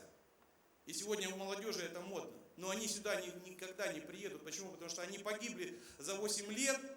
И как вы думаете, знали те, кто стрелял по Донецку, о том, что там находятся дети? Знали. И я больше того хочу сказать, что по каждому из этих случаев было проведено расследование. Многие видели детей прямо в бинокле. Видели их на пульте оператора, когда управляли БПЛА и сбрасывали гранату. И это продолжалось каждый день на протяжении 8 лет, когда наш Донбасс стремился в Россию. Следующий слайд. А вот это лично мой опыт, потому что я участвовал в выводе гарнизона Азовстали. Вы посмотрите на руку этого человека. Вы видите там свастику? А еще один человек, который тоже присутствовал на вот этом допросе, у него над терриконами Донбасса выплывал фашистский крест. Следующий слайд. А вот у этого человека на груди выбит символ одной из дивизий СС, которая как называлась? Галичина. Адепт. И в Азов, запрещенный в России террористическую организацию, нельзя было вступить, если у тебя не было, именно в боевые подразделения, если на твоем теле не было вот такой свастики. Они все были разрисованы. Все 700 человек азовцев, которые находились в гарнизоне Азовстали. Вот с чем мы столкнулись. И я еще раз, и я не перестану благодарить всех тех, кто нам помогает, в том числе и героев из Саха-Якутии. Следующий слайд. И вот как трансформировался украинский национализм сначала в нацизм, а потом в его надстройку фашизм, потому что фашизм это уже государственная структура, которая пользуется идеологией нацизма. И в дальнейшем, вы думаете, Украине, фашистской Украине, вот этому фашистующему режиму нужны их люди? Они их как мясо гонят на поле боя. Поэтому это переходит в либерализм. Им их люди даже не нужны. И мы в большей степени думаем о их людях, чем они думают об этом. Следующий слайд. И вот хотел бы, чтобы вы запомнили слова пастора Немеллера, что нельзя оставаться безучастными. Почему? Потому что в конечном итоге беда может прийти в ваш дом. Я немножко перебираю по времени, но я хотел бы поделиться и нашими определенными наработками в этой области. Следующий слайд. Следующий, это мы уже не будем касаться. Хотя вот здесь вот четко видно, Збигнев Бжезинский показал, что Украина это форпост, то есть Украина была выбрана не просто так для развала Российской Федерации. Это было запрограммировано еще за десятки лет до тех событий, которые сегодня свершились, потому что Збигнев Бжезинский эту идеологию писал еще далеко до начала тех событий, которые мы сегодня с вами наблюдаем. Следующий слайд. Следующий. Но вот это вот я показываю в школе, чтобы все понимали, что такое Украина, что Украина это недогосударство, и она фактически не имеет права на существование, и сегодня мы там восстанавливаем историческую справедливость. Почему? Потому что даже ваши предки участвовали в рамках Российской империи и Советского Союза в развитии этой территории, и мы на нее имеем точно такое же право. Следующий. Это учебник истории, вот он, в котором часть Российской Федерации уже является территорией Украины. Это начали выпускать в учебниках с 19 года. Когда я сказал конкретно, что с 19 года они уже готовятся к войне с Российской Федерацией. Следующий слайд.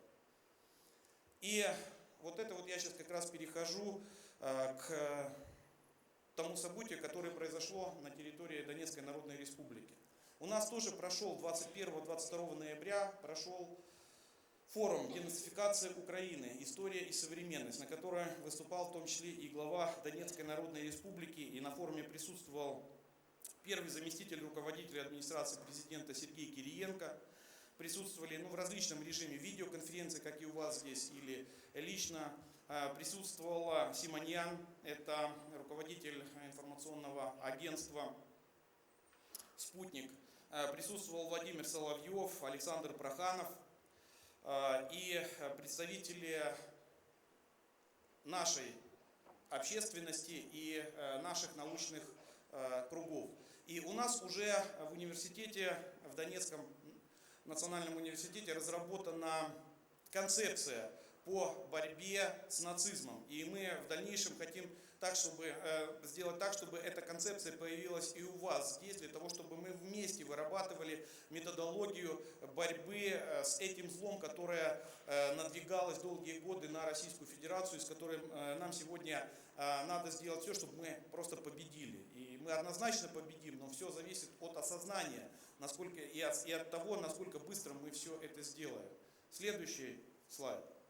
И здесь есть вот цитаты наших руководителей, которые, наверное, нет смысла зачитывать, которые говорят о важности самой борьбы с фашизмом, о важности того, чтобы мы помнили свою историю и правильно ее интерпретировали, потому что от этого многое зависит. Потому что, смотрите, почему фашизм имел место и так хорошо развивался на Украине? А потому что, например, в учебнике истории от 10 класса здесь Бандера и Шухевич, и их приспешники, они все являются героями. У них в школах, начиная с 11 класса, готовили детей к войне с Россией. Все знают, что Брэдли, БМП, американские, появились на поле боя только в этом году. А в этом учебнике 2019 года уже рассматривалась тактика взаимодействия подразделений вооруженных формирований Украины на БМП Брэдли. То есть кто-то в 2019 году уже знал, что фашизм украинский перейдет все границы и придет к нам. И Денис Владимирович Пушилин говорил очень правильные слова, что денацификация Украины закончится только когда мы фактически освободим все хутора на Украине. Почему? Потому что останется хотя бы один хутор, там будет стоять Хаймерс или установка, которая будет запускать ракеты Storm Shadow, и дальность этих ракет англосаксы будут постоянно увеличивать, потому что дальность этих ракет 650 километров. А наша с вами задача обезопасить границы Российской Федерации и создать тактическую глубину, которая которая врагу не позволит обстреливать нашу страну. И мы будем с вами делиться всеми нашими наработками, которые есть у нас по антифашистской деятельности. Потому что, еще раз подчеркиваю, Донбасс 8 лет шел в Россию, и 8 лет, когда он шел, подножки ему подставлял именно украинский нацизм и украинский фашизм. И я хотел, чтобы мы вместе победили эту гидру. Следующий слайд. Почему? Потому что, смотрите, война в рамках приоритетов управления на Западе находится на самом низком уровне. Самый высокий уровень – это мировоззренческий и исторический. И вот когда мы решим проблемы на мировоззренческом и историческом уровне, мы фактически решим задачу по консолидации нашего общества, и это обеспечит нам победу. Почему? Потому что, напоминаю, против нас ведется информационная война. И если линия фронта по горячей войне, по 6-му приоритету находится у нас на Донбассе, то информационная линия фронта, она проходит по всем субъектам Российской Федерации. И сегодня, разговаривая с вашими детьми, мы как раз на эту тему говорили. И дети сказали, да, действительно, мы на себе это тоже ощущаем. Следующий слайд. Еще раз слова Немеллера. Нам важно понимание и важно быть всем вместе, чтобы потом не оказаться один на один с каким-то серьезным противником. Следующий слайд. Ну и стандартно я заканчиваю. Враг будет разбит, нацизм будет повержен, победа будет за нами. И всем нам удачи на этом сложном, но очень важном для нашей страны пути. Спасибо. Спасибо большое, Игорь Владимирович. Очень интересное выступление. И мы перебрали по времени, коллеги, уже на полчаса у нас идет отставание. Но я не решаюсь прерывать наших спикеров и прошу вас следить за регламентом самостоятельно, потому что очень животрепещущие темы. Вы обратили внимание, что когда Игорь Владимирович выступал, он постоянно говорил рефреном: «Для меня это важно, для меня это важно». И я себя словила на мысли, что для меня, например, тоже очень важно, что Донецк теперь это часть России, потому что я родилась в Донецке, в маленьком городе Ясиноватое, и очень хочу, что... Да. Ну и, конечно, большое спасибо за слова, которые из ваших уст звучат в адрес жителей Республики Саха-Якутия и наших мужчин. Я с особым трепетом хочу пригласить к микрофону Героя России, народного депутата Государственного собрания Илтумен Республики Саха-Якутия, участника специальной военной операции, командира 1-го добровольческого отряда «Ботур» Александра Гавриловича Колесова. Добрый вечер, дорогие друзья. Я буду краток. Очень много сказано про современный фашизм.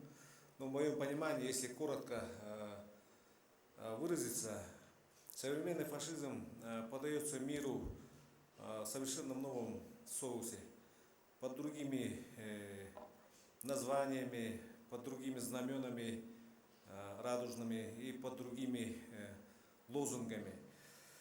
Но цель остается цель одна – уничтожить все русское, а значит уничтожить нашу страну. Понимаете, вот это все прикрыто красивыми словами: демократия, какие-то толерантность и так далее. Но мы все люди понимающие, чтим глубоко и очень твердо чтим свою историю, культуру, традиции. И, знаете, мы не допустим, чтобы это произошло. Сегодня я хочу сказать пару слов в том, что здесь очень много участников специальной военной операции. Да, на передовой непросто, порой даже очень трудно.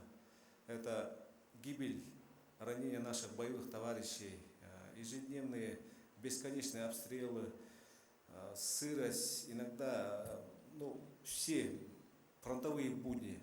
Но осознание того, что мы, сражаясь с фашизмом, защищаем нашу страну, будущее наших детей, заставляет нас вновь и вновь подниматься и давать отпор нашему врагу. И я хочу сегодня выразить от имени всех бойцов, их родных и близких, наших жителей, самых простых, те, кто вяжут носки, там, плетут сети. Хочу поблагодарить волонтеров, которые находят время и, не считаясь ни с чем, вносят свою лепту. Хочу выразить благодарность руководству нашей страны, нашей республики, потому что они в авангарде, сегодня в России 90 регионов, в авангарде идут первые пятерки по оказанию такой могущественной помощи бойцам на передовой, их родным и близким. Понимаете, вот когда приходит помощь на передовой, мы, как никто другой, убеждаемся в правоте того, что мы делаем. Это дает нам силы. Сегодня несколько тысяч наших храбрых воинов наравне со своими боевыми братьями со всей России защищают нашу страну. Сегодня здесь находятся участники специальной военной операции, ветераны боевых действий. Сегодня здесь находятся сотрудники органов правопорядка, которые также, рискуя жизнью, работают на вновь новых субъектах нашей страны. Сегодня здесь находятся родные и близкие наших павших героев. Давайте поблагодарим их всех. Низкий вам поклон.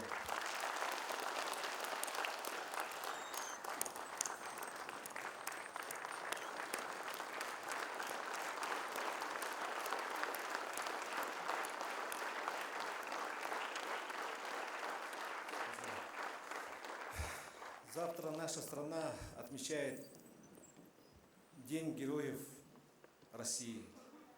И этот день посвящается всем нашим защитникам. Они все герои. Спасибо им. Наше дело правое. Враг будет разбит, и победа будет обязательно за нами. Спасибо. Аплодисменты нашему герою. Ну а я предлагаю вам обратить свое внимание на экран. С проведением форума, первого антифашистского форума, нас поздравляют герои Отечества, участники специальной... Мы знаем, что значит фашизм, что он значит для людей и для земли. Он может быть любой национальности. Любой. Это не немцы, это не итальянцы, это уже украинцы и другие народы, которые болеют этой чумой. Не может национальность быть в приоритете по отношению к другим. Мы, воины якутского батальона, разных совершенно национальностей. Русские, якуты, буряты, калмыки. Мы против фашизма.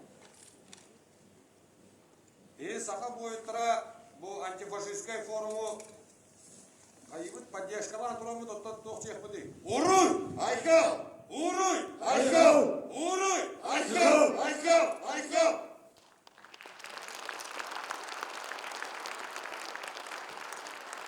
На встрече форума в Донецкой Народной Республике состоялся круглый стол коллектива территориальных опорных пунктов Республики Саха-Якутия по оказанию всесторонней помощи военнослужащим и доставке дополнительной помощи в снаряжении и обмундировании. Они направили тоже свое видеообращение. Внимание на экран. От имени опорных пунктов Единого координационного центра Республики Саха-Якутия, который находится на освобожденных территориях, мы приветствуем антифашистский форум, который проходит в Республике Саха-Якутия. Вместе мы сила! Сила правде! Уруй! Айхал! Уруй! Айхал! Уруй! Айхал! Айхал! Айхал!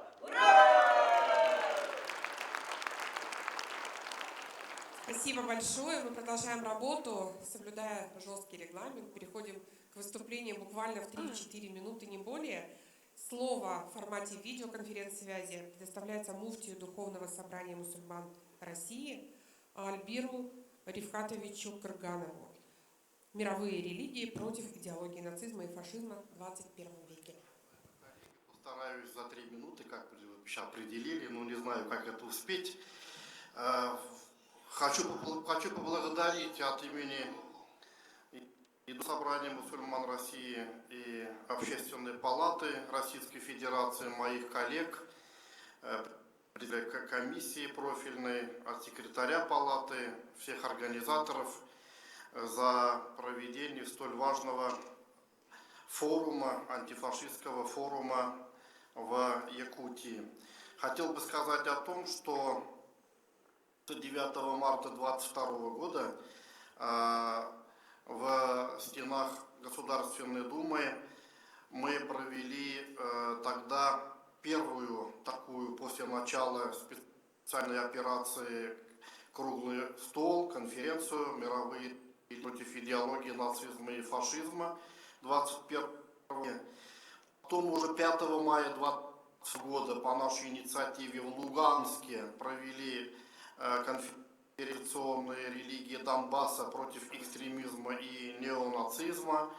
Министерство обороны проводило большую конференцию по противодействию неонацизму и фашизму.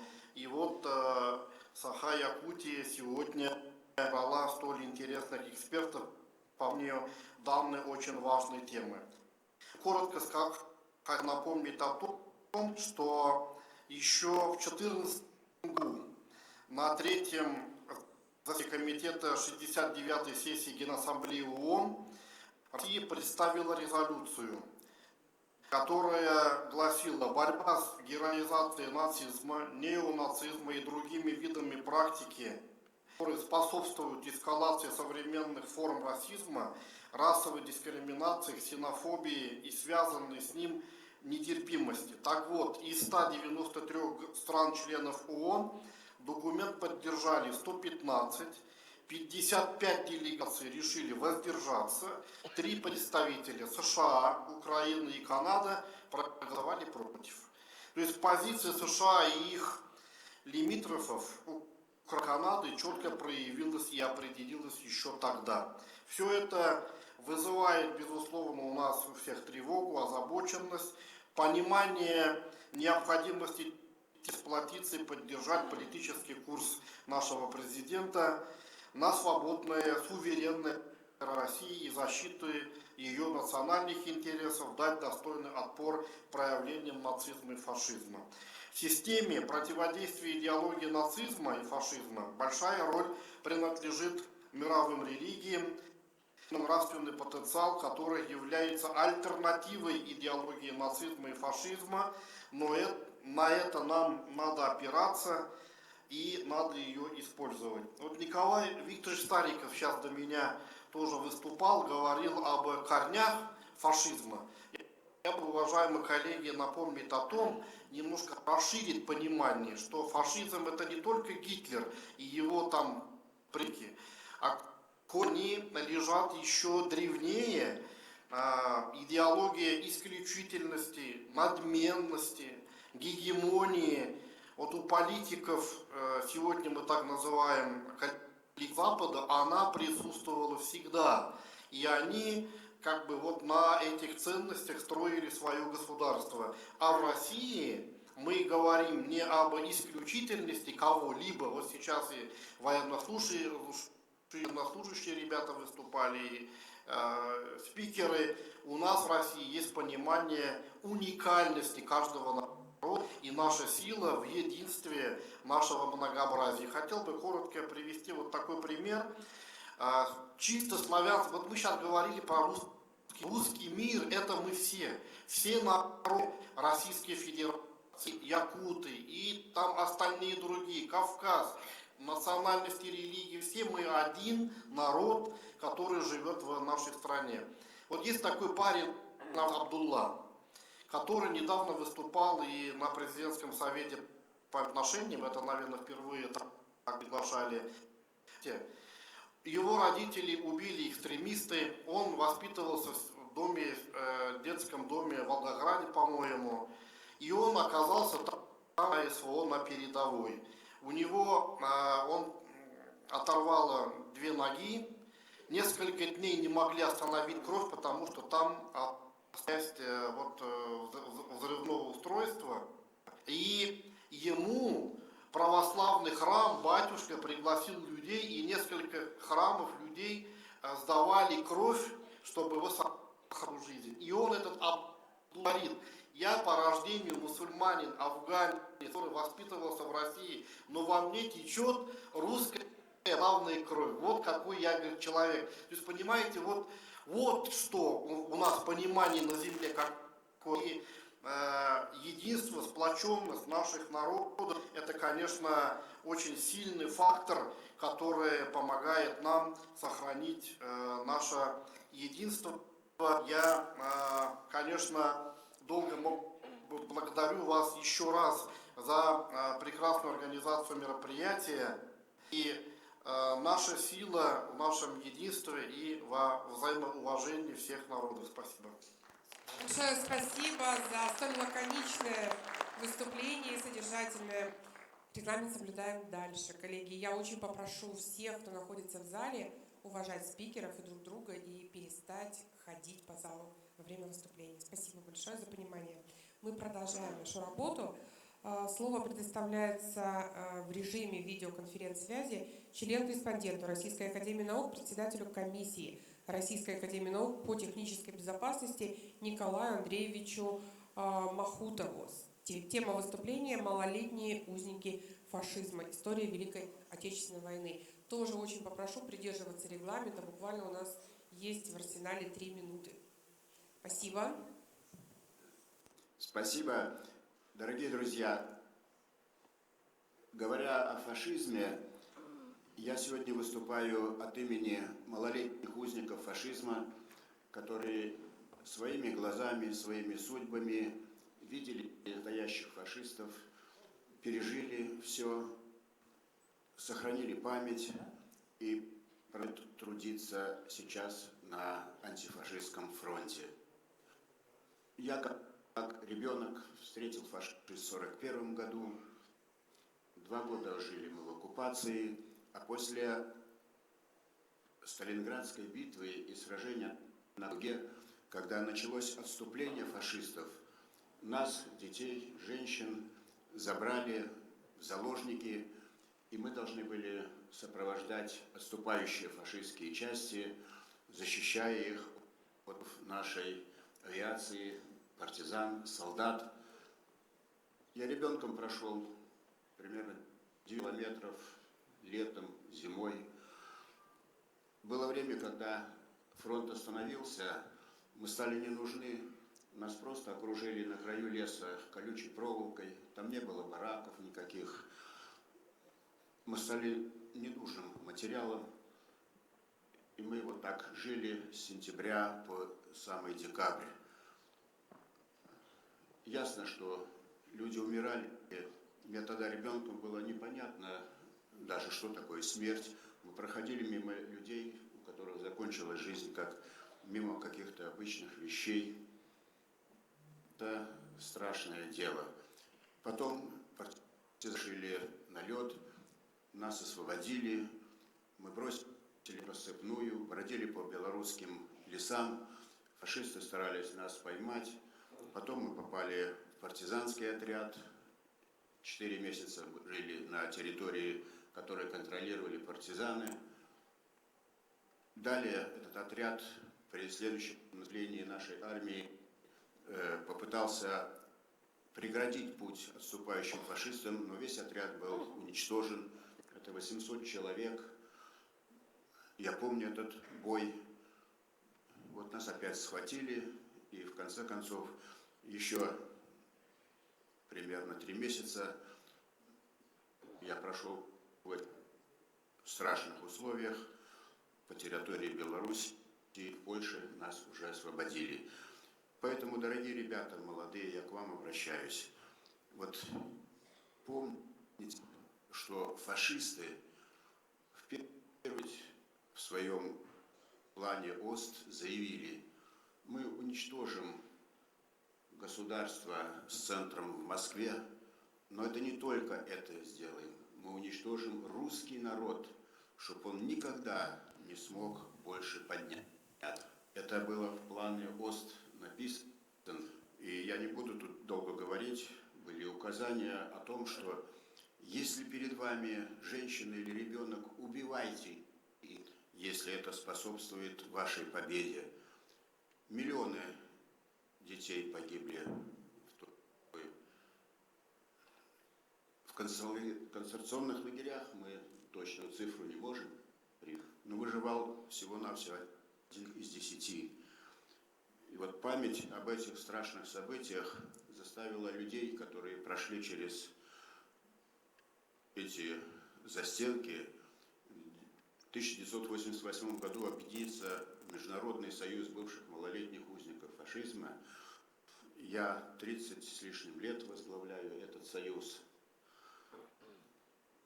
Мы стараемся по всему миру, будет ли это Соединенные Штаты Америки, Великобритания, Германия, Швейцария, мы стараемся показать людям, что фашизм не остановится перед смертью и убийством. Ведь после Первой мировой войны, вы должны знать это, принято решение Лиги наций и Женевской конференции, что любая воюющая сторона должна защищать детей. Фашизм нет, на нас это распространяется. Мы стараемся проводить форумы тоже. И я благодарю руководство Республики Саха-Якутия, Организационный комитет, что он проводит этот антифашистский форум на уровне республиканского. Большое спасибо от малолетних узников вам за это святое дело. Мы в этом году провели 9-й наш антифашистский форум малолетних узников фашизма. С 1995 года мы стараемся встречаться, стараемся заявлять о том, что самое святое для мужчин, женщин, солдат, политических деятелей, спасти детей, как продолжение нашей жизни. И для нас чрезвычайно важно, что когда проходил Нюрнбергский процесс и демонстрировались материалы и фотодокументы, то там были представлены материалы о Петрозаводском концентрационном лагере. И там на этой фотографии показана маленькая юная девочка, которая сейчас является членом нашего союза. И мы бываем в странах мира, и в лицо фашистам я вижу прямо в глаза, кто фашист, кто не фашист, это легко нам делать. Я заявляю, а зачем вы это все делали?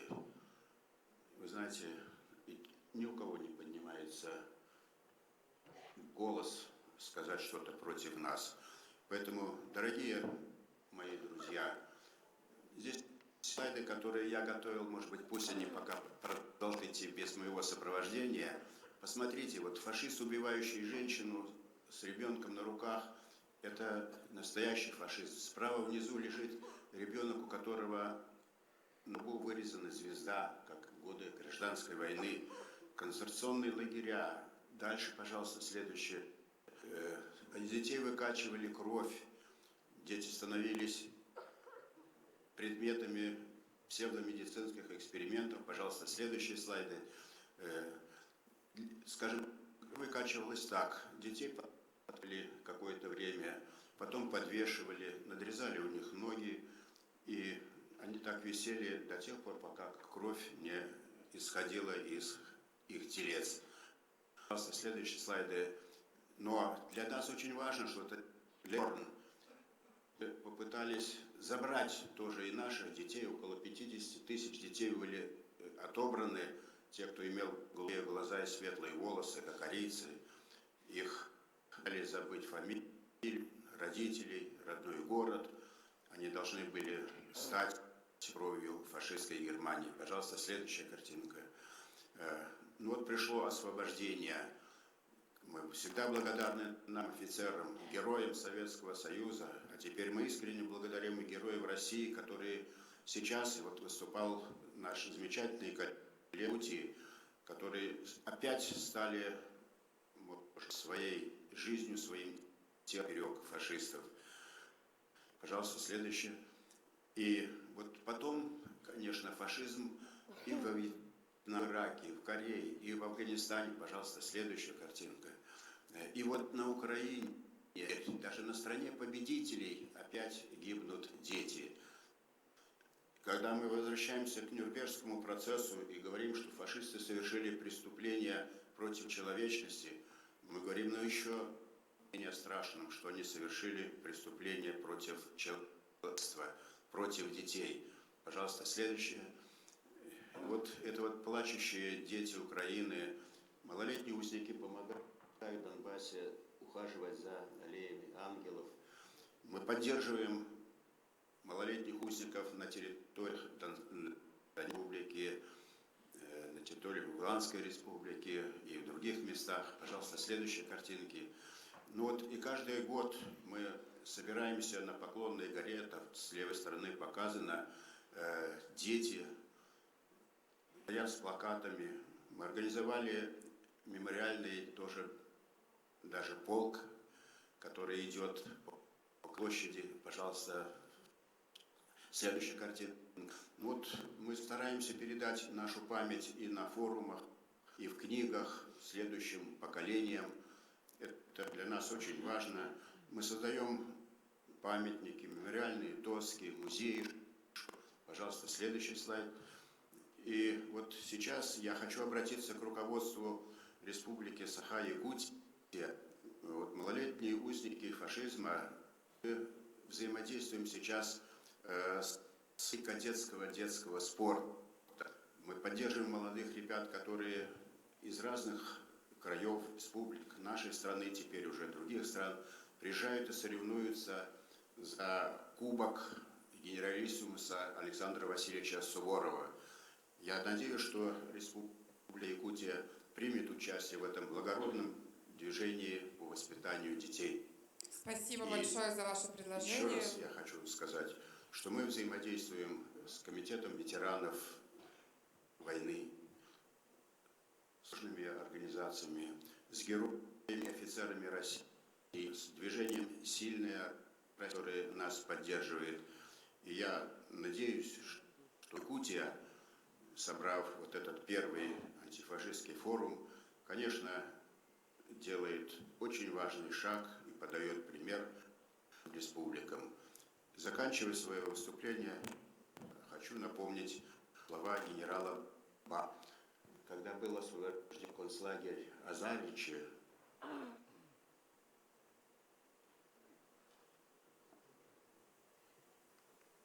у нас, видимо, проблемы со связью. Николай Андреевич, большое вам спасибо. Мы двигаемся с вами дальше. Слово на этом форуме с большим вниманием слушаю всех выступающих.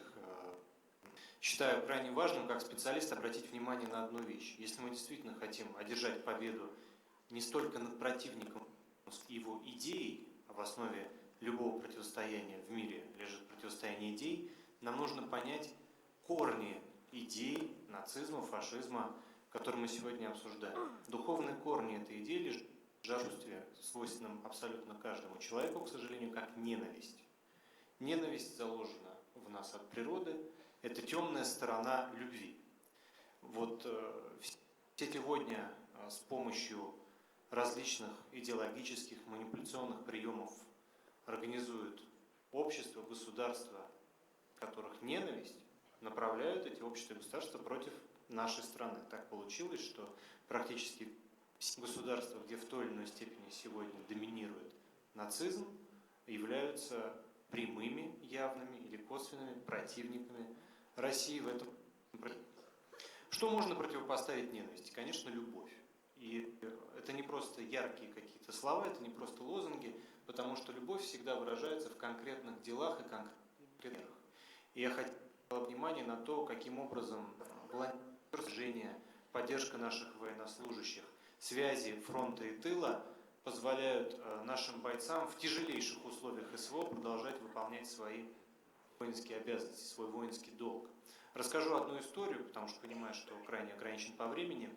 Один из наших военнослужащих еще в 22 году не нашел в себе силы, чтобы выполнить боевую задачу. Он испугался. И его командир, вместо того, чтобы принять традиционные меры воздействия, построил все подразделение и заставил вслух, в голос, громко прочитать письмо семилетки, в которая висела у них в расположении. Вы знаете, что, я думаю, все дети, и дети из Якутии тоже это пишут.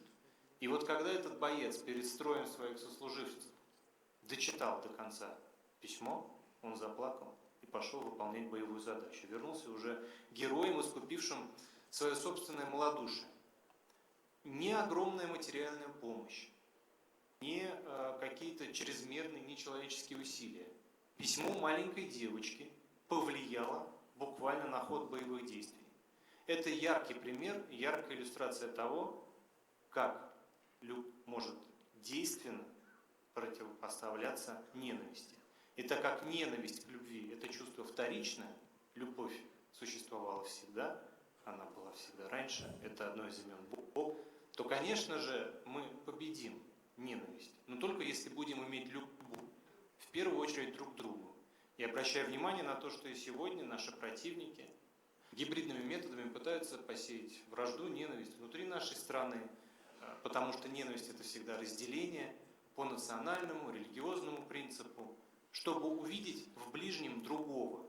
Давайте будем любить друг друга, любить и друг в друге видеть не чужого, а близкого, родного. Тем более, что благополучие и победа России – это благополучие и победа каждого из нас. От Херсонской области пока что до Якутии. Благодарю вас. Спасибо большое. Замечательное выступление. Слово предоставляется руководителю представительства Донецкой Народной Республики в Москве Ольге Александровне Макеевой. Тема выступления – традиционные ценности как механизм интеграции освобожденных территорий в российское культурно-образовательное пространство. Тоже формат выступления 3 минуты. Спасибо. Простите, у нас запаздывает звук, но по нашим реакциям, наверное, я уже была объявлена. Добрый день, дорогие друзья. Благодарю искренне дорогих организаторов за эту идею, за такой замечательный диалог, очень эмоциональный, очень зрелый и сегодня так важный для России. Очень было яркое выступление Игоря Владимировича, поэтому я понимаю, что очень ограничено во времени, оставлю свой доклад и скажу вот о чем, дорогие мои. Сегодня прозвучало очень много смыслов о фашизме, о том, как он родился, какие его корни, как много было ими вложено сил моральных, эмоциональных, материальных для того, чтобы разрушить Россию.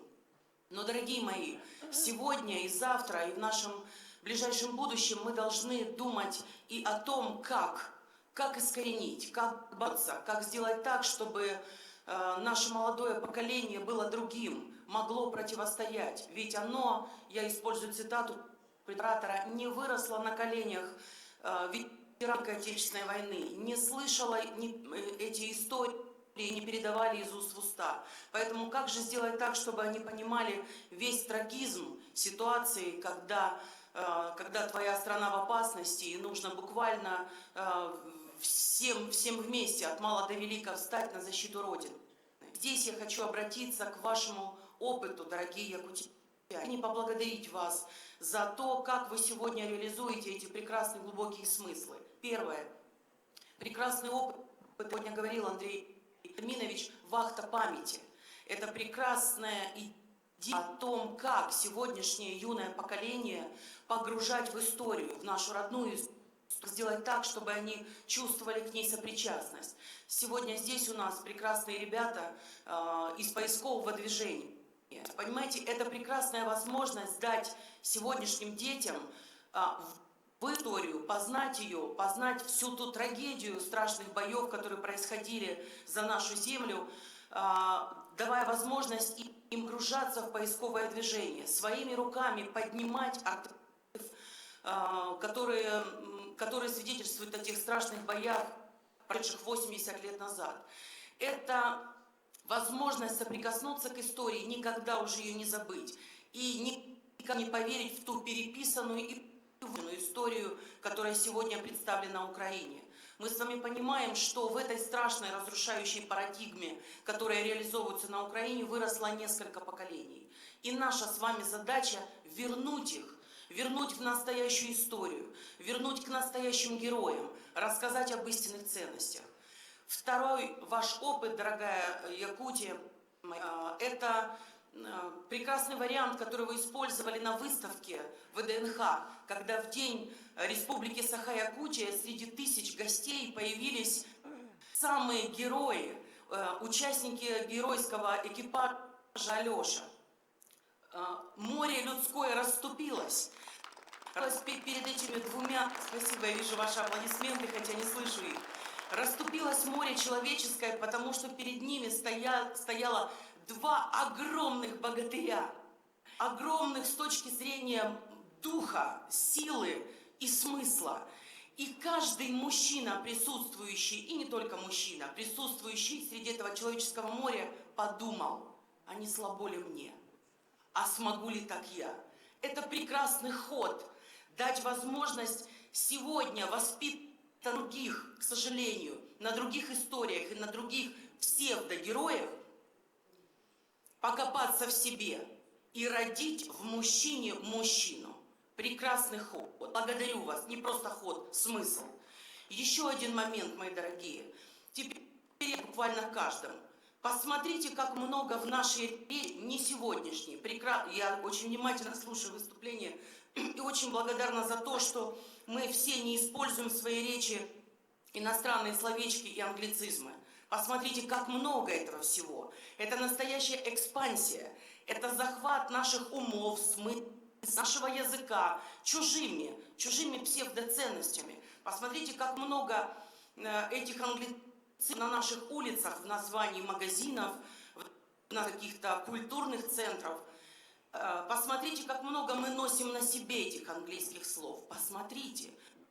Они нас убивают 9 лет. У нас на кепках, на футболках американские вдруг флаги. С чего вдруг? Откуда такая любовь? Потому что мы не вкладываем в это. Давайте вернем на наши футболки, на наши пайты, не знаю, русское, не русское слово, на наши футболки. Давайте вернем русские слова, русские лозунги и наших прекрасных героев.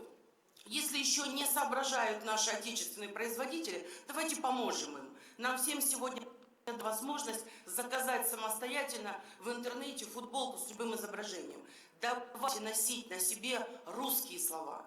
Давайте покажем всему миру, что быть русским – это великое счастье. Давайте, мои молодые друзья, нести над собой гордо флаг Российской Федерации и демонстрировать всем, что русским быть – это большая честь. И что мы с вами, граждане Российской Федерации, самой лучшей страны на свете. Спасибо Благодарю вас большое. искренне, Спасибо. ангела-хранителя и победного нам всем. Коллеги, у нас еще есть одно выступление, буквально последнее, в формате видеоконференц-связи. Слово предоставляется члену Общественной палаты Российской Федерации, председателю Координационного совета, юристы за права и достойную жизнь человека Александру Семеновичу Броду. Тема «Роль гражданского общества в противодействии неонацизму». У нас буквально 3 минуты. Добрый день, уважаемые коллеги. Хотел уточнить, я член президентского совета по правам человека. Я приветствую сегодняшний форум. Очень важно, что он проходит в Якутии.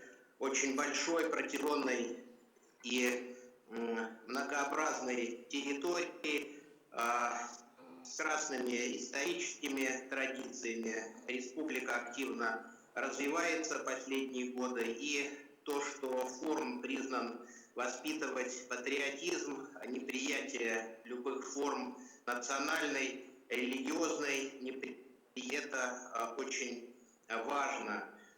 Приятно, что здесь постоянно звучит тема участия жителей республики в СВО. Мы знаем о героизме жителей Якутии, а то республика постоянно оказывает поддержку и новым регионам, и героически сражающимся бойцам.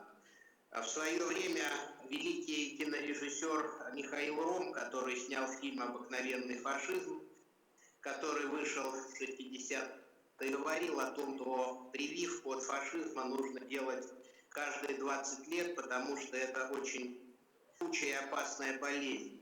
К сожалению, мир не получал таких прививок, И мы видим, что за последнее время неонацизм расцвел махровым пышным цветом. Видим и шествие нацистов в прибалтийских республиках, на Украине.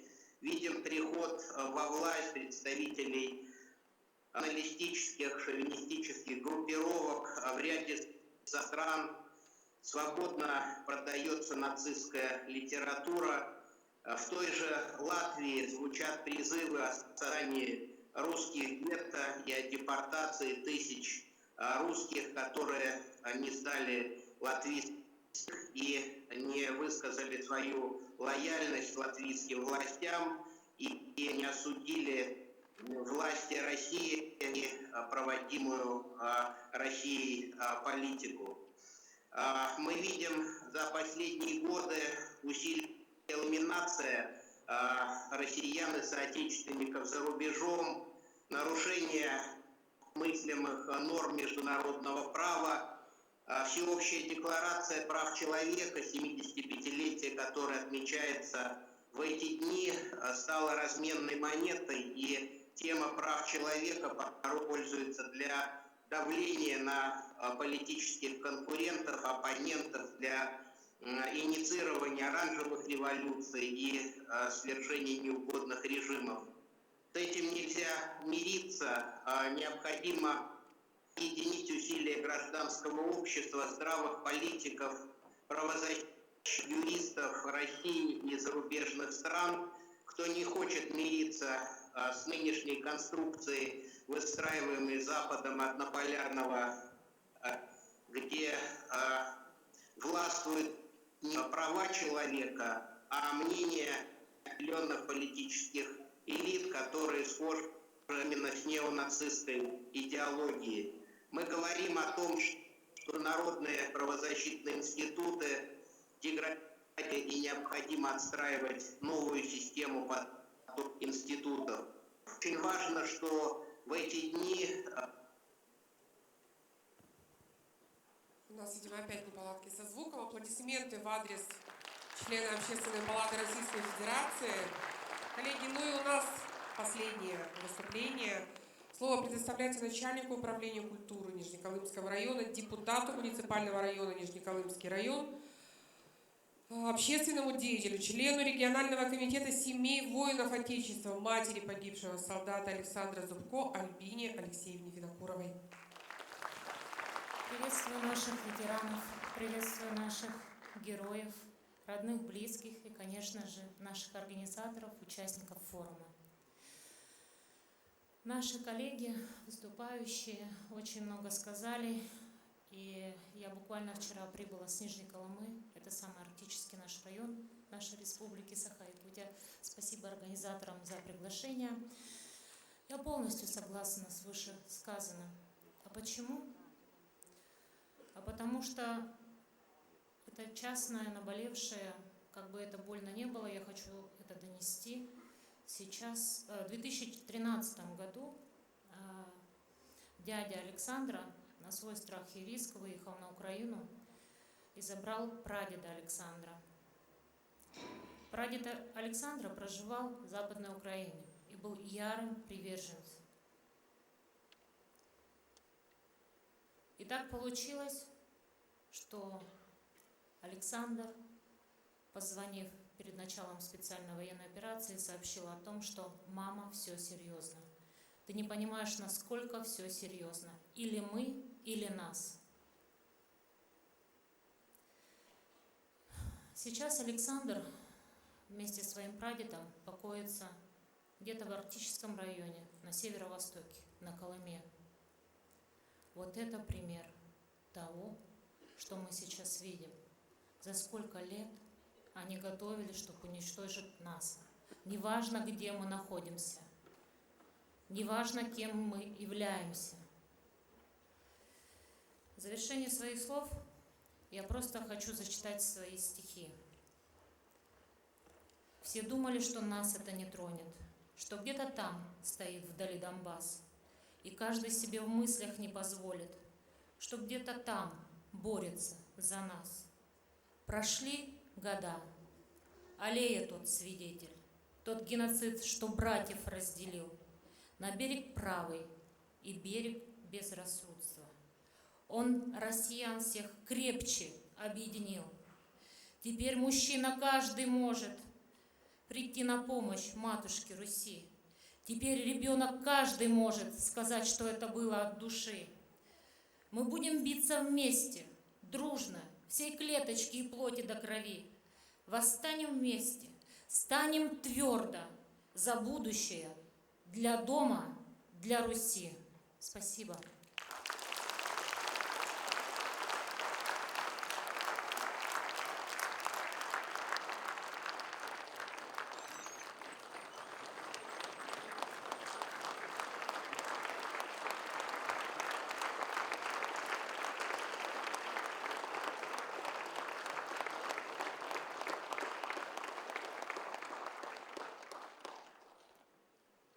Уважаемые участники форума, приветствуем главу Республики Саха-Якутия Айсена Сергеевича Николаева.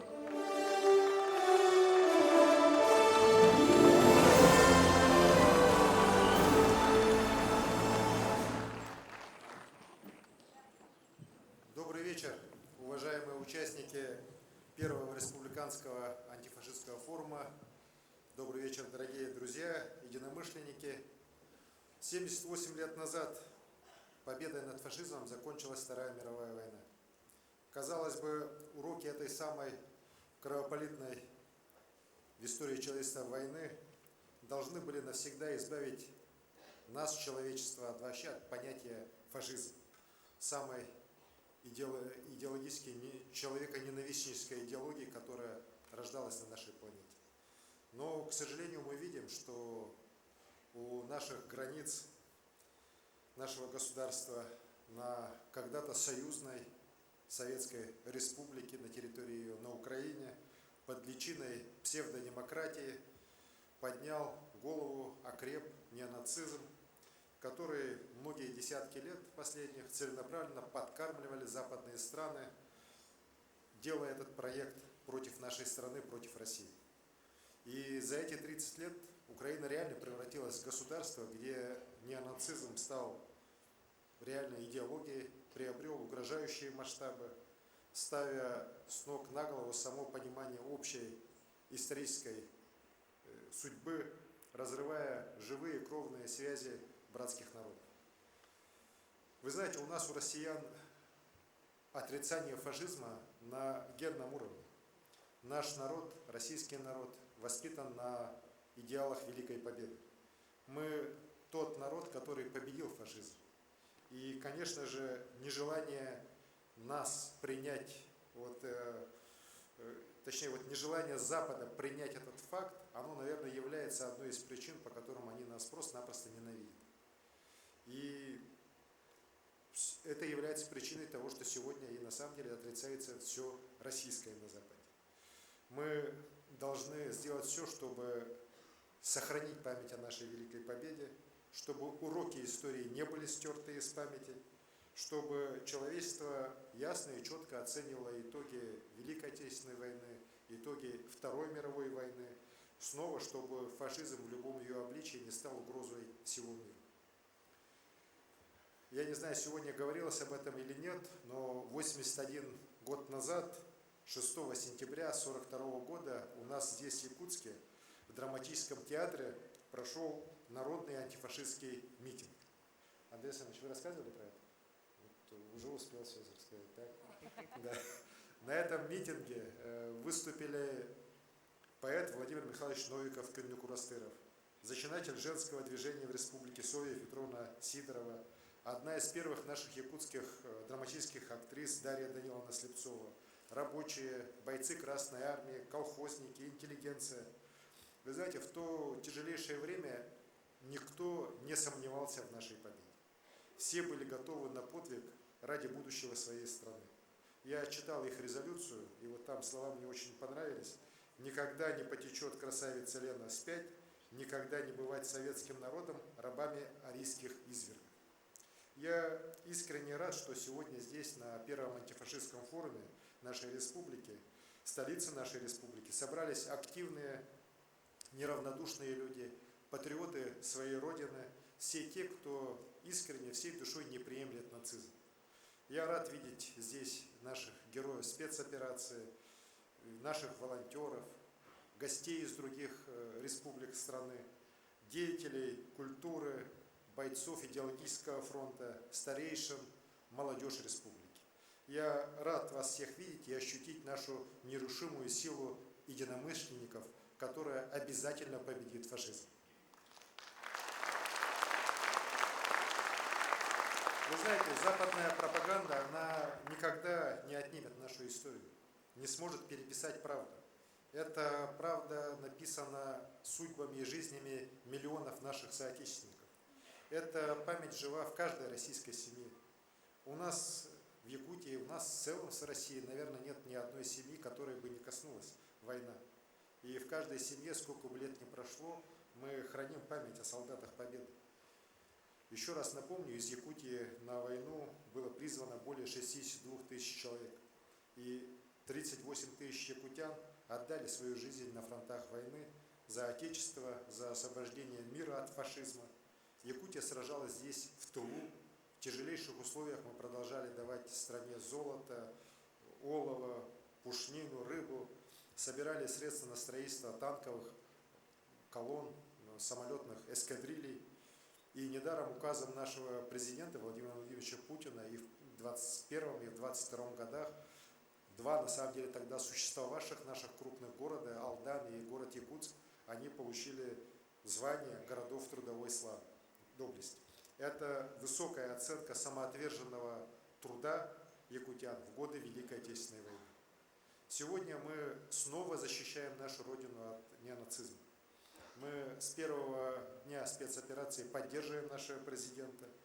В это тревожное время мы вместе со своей страной, вместе с президентом боремся с украинскими фашистами. И, конечно же, якутяне у нас на передовой с первых дней спецоперации проявляют мужество и героизм. Все они настоящие герои, достойные наследники ратного подвига наших старших поколений. Мы гордимся каждым воином, мы гордимся нашими героями России: Александром Колесовым, Алексеем Неустроевым, Филиппом Евсеевым и Дмитрием Егоровым.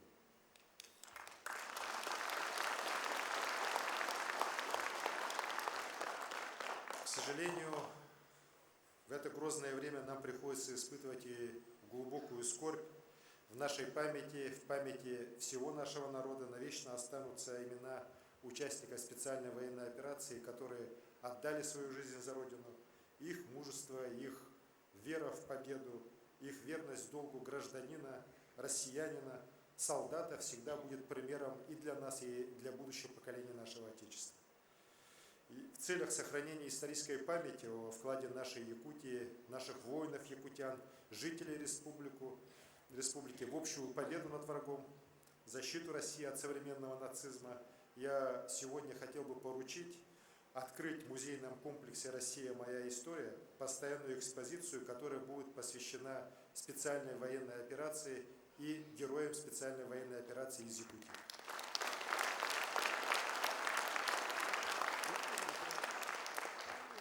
Одной из целей специальной военной операции является, как говорит наш президент, денацификация Украины, чтобы эта страна не превращалась больше в источник постоянной угрозы, чтобы коричневая чума больше никогда там не подняла свою голову.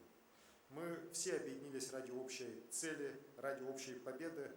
У нас работает оперативный штаб в республике, создан единый координационный центр во главе с Андреем Сандомировичем Федотовым, созданы опорные пункты на новых территориях, строится и благоустраивается наш подшефный город Кировская. Я достаточно часто бываю на Донбассе, провожу много встреч, проверяю ход восстановительных работ, встречаюсь с нашими бойцами. И вы знаете, вот Кировская — это точно тот город, где Якутию очень любят и очень уважают. Именно за тот труд, за те достижения, которые наши ребята, наши строители за эти годы там показали и восстановили уже десятки объектов, благоустроили город. И город реально преобразился вот за эти немногие 2 года. Я помню, какой он был, когда мы туда заходили в прошлом году летом, и какой он стал сейчас. И огромная благодарность нашим строителям, нашим людям, которые помогают, нашим врачам, которые помогают не только жителям Кировского, но уже всего Донбасса по новой возвращаться к жизни, по новой видеть, потому что у нас там сейчас филиал нашей офтальмологической больницы работает. И вы знаете, с большой надеждой жители Кировского и всего Донбасса ждут скорейшего освобождения Донбасса, скорейшей нашей победы. И, конечно, все их надежды на будущее связаны только с Россией. И недаром вот в разговоре со мной наш президент Владимир Владимирович Путин, когда мы как раз разговаривали о восстановлении Донбасса, он очень просил нас, якутян, чтобы мы уже потом, после победы, не оставляли наши связи, чтобы мы их дальше укрепляли. И я его заверил, сказал: Владимир Владимирович, это же наши люди, как мы сейчас уже братья. Поэтому, конечно же, вот эта связь между Донбассом и Якутией будет только укрепляться, я в этом свято уверен. Хотел бы сказать о той помощи, которую оказывают якутяне здесь дома, на самом деле силами республики, муниципалитетов, граждан, организаций, учреждений, предприятий. Оказана огромная финансовая, материальная помощь фронту. И сегодня она оказывается очень на достойном уровне. Отправлены на передовую сотни транспортных средств, уже тысячи коптеров, электрогенераторы, средства связи, дополнительное высокотехнологичное оборудование. Тысячи маскировочных халатов, камуфляжных сетей, тысячи километров, которые здесь плетут тоже наши якутянки, тоже защищают наших бойцов, и им тоже огромная благодарность. Поэтому хотел бы сейчас сказать огромное спасибо всем нашим волонтерам, всем, кто помогает армии и флоту, всем членам, помогает членам семей наших воинов. Огромное вам человеческое спасибо за ваш труд. Конечно же, особая благодарность нашим волонтерам, которые сегодня помогают нашим раненым бойцам в госпиталях по всей стране. Вот я тоже очень всегда рад слышать, когда приезжаю в тот или иной город, общаюсь с военными, с нашими бойцами ранеными. Все говорят, вот так приятно было открыть глаза после ранения и увидеть родное якутское лицо. Да, или просто вот узнать о том, что якутяне уже приезжали, оставили помощь. Знаете, вот по-человечески это тоже очень близко, да, и это как раз пример той взаимовыручки, которая у нас у якутян в крови. Мы своих никогда не оставляли, и, конечно же, эта помощь мы будем и дальше всем нашим бойцам оказывать. Я уверен, что все цели специальной военной операции, как говорит наш президент, будут достигнуты. Победа обязательно будет за нами. Мы победим на поле боя, но хотел бы здесь сказать, что мы должны победить и на информационном поле. В той информационной войне, которую Запад ведет против нас, ведет уже, как мы сейчас понимаем, уже много лет, но сейчас это стало просто уже чисто видно невооруженным глазом. Эта война направлена на то, чтобы подорвать нашу страну изнутри и уничтожив наше единство. И здесь, конечно, друзья, мы не должны дать врагу овладеть умами и нашего молодого поколения, наших детей, потому что именно на это вот сейчас направлены их силы. Я уверен, что вот в формате форума обсуждалось и будет обсуждаться, как нам противостоять современным проявлениям фашизма, попыткам навязать неоколониализм, как оградить будущее поколение от фальсификации истории. Здесь нам самое главное, важно во весь голос, не боясь выразить собственное мнение и все вместе дать достойный отпор врагам. В этот ответственный момент я прошу вас всех, вот, участников форума, когда вернетесь домой, в районы, в свои предприятия, учреждения, в свои семьи, в школы, вдохновляйте наше подрастающее поколение, вдохновляйте всех жителей республики идеями патриотизма, сохранения наших традиционных российских ценностей. Ведь главная сегодня наша задача – это нацелить каждого жителя Якутии на единство в достижении нашей общей большой победы. Сейчас само время наделило нашу страну правом вновь на себя возложить миссию освободителя мира от фашизма. Мы в ответе перед будущими нашими поколениями. И если мы не решим сейчас вот эту проблему, которая возникла с украинским фашизмом, то ведь она останется нашим детям, внукам, правнукам. Поэтому мы, россияне, сегодня взяли на себя ответственность направить человечество к миру, создать и расширять антифашистское движение, бесповоротно искоренить идеи фашизма. Друзья, будем же достойны памяти наших бойцов и той Великой войны, и специальной военной операции. И мы обязательно еще раз должны заявить на весь мир. Наше дело правое, победа будет за нами, враг будет разбит. Спасибо. Начинаем церемонию вручения наград. Указ президента Российской Федерации. За мужество, отвагу и самоотверженность, проявленные при исполнении воинского долга в ходе специальной военной операции, орденом мужества награжден Лапшин Сергей Олегович, гвардии-ефрейтор, механик-водитель танкового батальона 64-й отдельной гвардейской мотострелковой бригады 35-й общевойсковой армии Восточного военного округа посмертно. Орден и удостоверение к нему передаются матери героя Арбугиной Галине Альбертовне.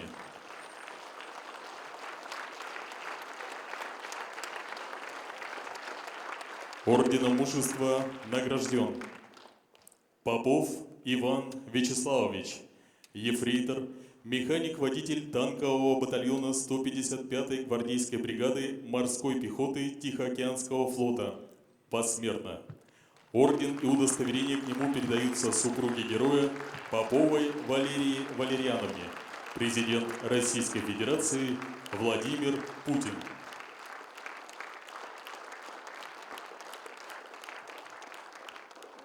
Распоряжение главы Республики Саха-Якутия. За заслуги в развитии добровольческого, волонтерского движения Республики Саха-Якутия и весомый вклад в оказание помощи участникам специальной военной операции объявить благодарность главы Республики Саха-Якутия Савиной Ирине Егоровне, руководителю добровольческого швейного цеха женщин-матерей Республики Саха-Якутия Ильи Силага. За год со дня образования волонтерами цеха сшито более 1800 комплектов одежды РХОГУ. Благодаря теплу их рук наши военнослужащие чувствуют заботу, внимание и поддержку якутских женщин.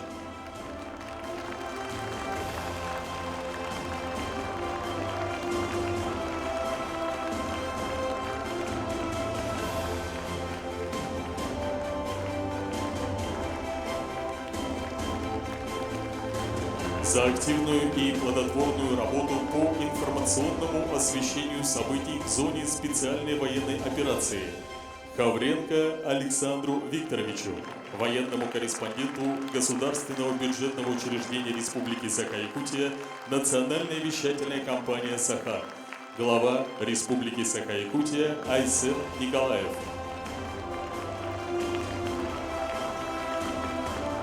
Указ главы Донецкой Народной Республики.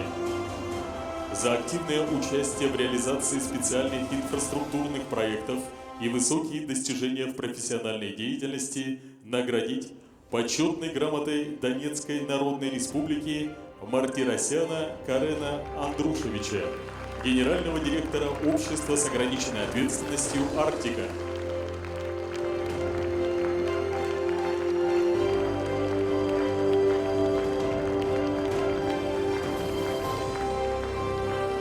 Наградить почетной грамотой Донецкой Народной Республики Чикачева Виталия Семеновича, генерального директора Государственного унитарного предприятия «Жилищно-коммунальное хозяйство Республики Саха-Якутия», глава Донецкой Народной Республики Денис Пушилин.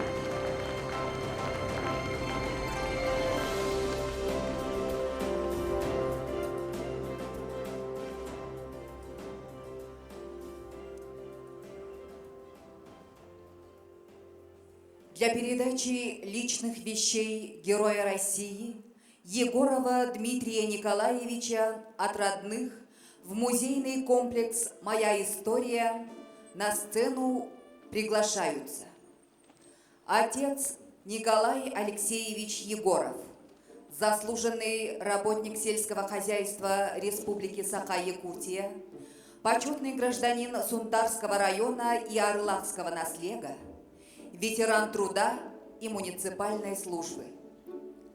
Супруга Надежда Алексеевна. Сыновья Николай и Владимир. Брат Алексей Николаевич. сестры Полина Егоровна, Ольга Николаевна, племянник Николай Юрьевич, директор автономного учреждения Республики Саха-Якутия, музейный комплекс «Моя история» Дмитрий Иванович Соловьев.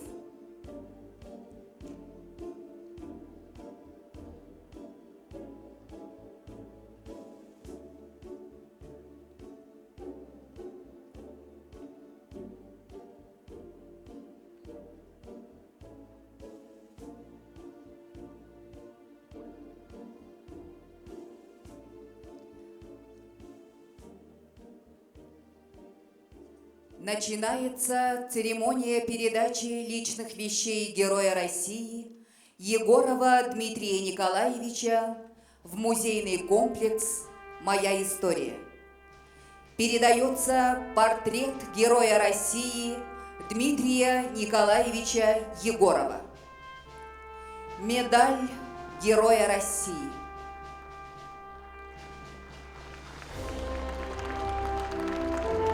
Грамота президента Российской Федерации.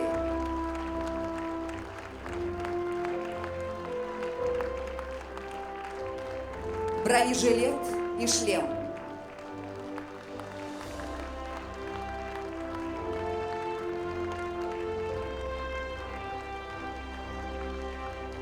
Флаг Сунтарского района.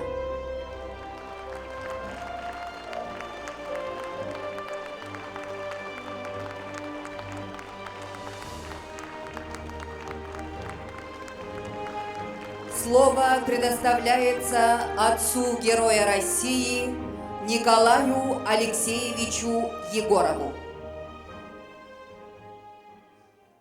Уважаемые участники первого форума Республики Саха-Якутия и наш глава Республики Арсен Сергеевич, я хочу благодарность за этот форум, но я как хозяйственник Советской хозяйственной школы вот обращаюсь к форуму и нашему главе нашей республики Арсену Сергеевичу.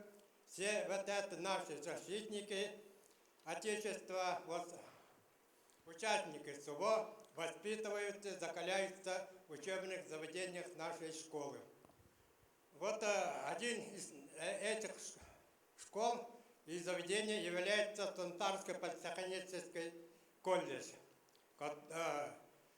Там выпускники из 4 героев России с Якутии, 2 выпускника этого училища, колледжа. В том числе это мой сын Дмитрий Егоров. Вот как я виновник, по-моему, в далекой 94 году, когда я работал, в то время был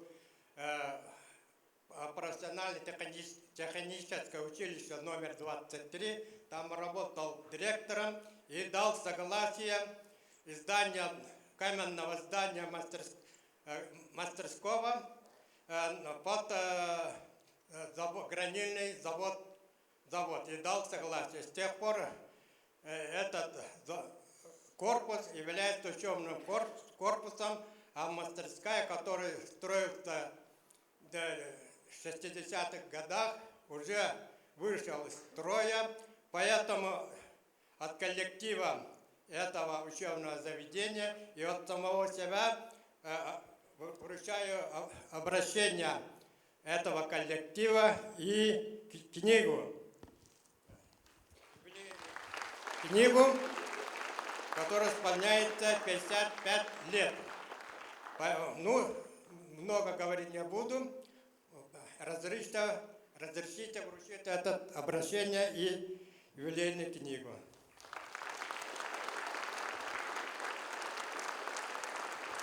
Так, еще последнее. Я думаю, от имени этого форума обратиться к нашему президенту, баллотироваться на следующий срок президентства. Вы поддерживаете?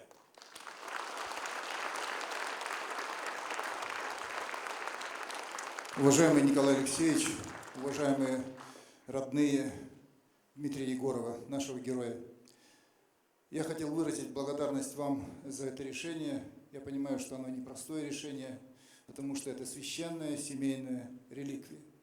Но сегодня эта реликвия становится нашим всеобщим достоянием, и мы сделаем все, чтобы представить ее достойно в новой экспозиции, о которой заявил Арсений Сергеевич. Она займет эти экспонаты займут центральное место в этой экспозиции, и они будут символизировать доблесть, храбрость, самоотверженность, любовь к нашей Родине, всех нас. Так что мы приложим к этому все усилия. И эти предметы, они войдут в состав Музейного фонда Российской Федерации. Спасибо вам большое.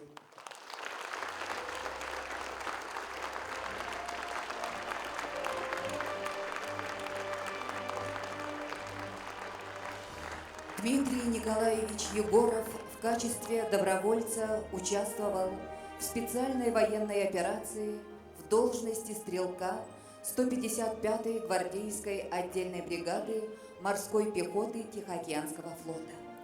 В ходе боевых действий против вооруженных сил Украины неоднократно проявлял отвагу и самоотверженность. Указом президента Российской Федерации от 9 октября 2023 года за мужество и героизм, проявленные при исполнении воинского долга, гвардии рядовому Егорову Дмитрию Николаевичу присвоено звание Героя Российской Федерации посмертно.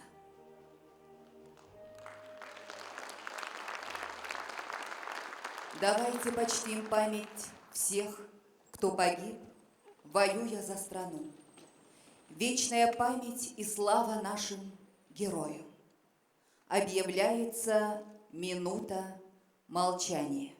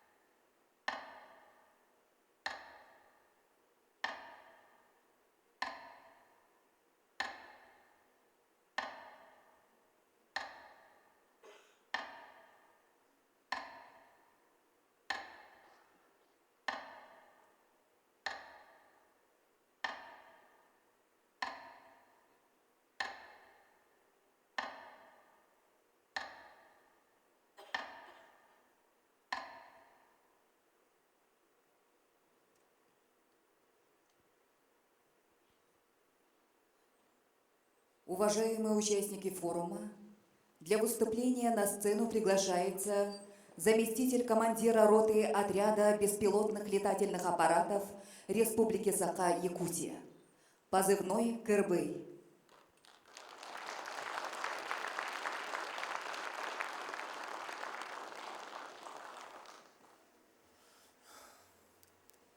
Хочу поприветствовать всех, кто собрался здесь, на этот первый республиканский форум. И хочу зачитать обращение участников первого республиканского антифашистского форума президенту Российской Федерации. Уважаемый президент Российской Федерации Владимир Владимирович Путин, мы, представители народа многонациональной республики, воспитанные подвигом и героизмом наших дедов, прадедов, родителей и всего российского народа, в ратных трудовых свершениях склоняем голову перед памятью жертв чумы 20 века фашизма. Да, сегодня мы живем и трудимся в непростой ситуации, когда, казалось бы, навсегда стертый с планеты Земля в 1945 году фашизм снова поднимает голову и пытается угрожать оружием миру. Потому в едином строю мы с соратниками, патриотами, с народами России и мира противостоим коричневому злу и боремся за его уничтожение. Наш девиз «Помним о прошлом, думаем о будущем» обретает новое звучание и смысл. Уважаемый Владимир Владимирович, наша республика активно поддерживает тех, кто выполняет свой воинский долг перед Родиной на специальной военной операции. Населением, руководством республики оказана финансовая, материальная и техническая помощь на более чем 1,5 миллиарда рублей.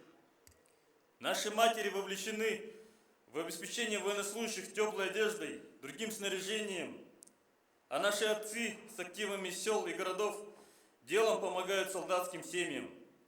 Мы гордимся тем, что наша страна первой подняла карающий меч возмездия против поднимающего голову на западе фашизма. И нет ни малейшего сомнения в том, что Россия объединит народы и страны ради победы над врагом человечества. Обращаясь к вам, соотечественники, молодежь страны, мы, участники форума, возлагаем на себя неукоснительные обязательства. Обязуемся, как зеницу ока, беречь живую память о историческом героизме нашего народа, воспрепятствовать любой фальсификации судьбоносных для нашей страны событий. В эти дни страна отмечает знаменательные даты ряда величайших событий Великой Отечественной войны. Разгром немецко-фашистских войск в Сталинградской и Курской битвах, прорыв блокады Ленинграда. Эти и другие победы укрепляют нашу уверенность в том, что и в этот раз Россия вновь освободит мир от угрозы фашизма. Мир вновь выучит уроки мирного существования народов и государств. Мы, участники форума по возвращению в родные села и города, учебные заведения и трудовые коллективы, обязуемся проводить среди подрастающего поколения и населения республики целевые мероприятия патриотической направленности, разъяснительную работу по сохранению исторической правды и традиционных духовных и нравственных ценностей российского общества. Для достижения поставленных стратегических задач мы опираемся на незыблемую поддержку главы Республики Саха-Якутия Арсена Сергеевича Николаева, на общественные институты граждан, на активную позицию каждого жителя нашей многонациональной республики. Сегодня мы непоколебимо и гордо заявляем во весь мир: победа будет за нами!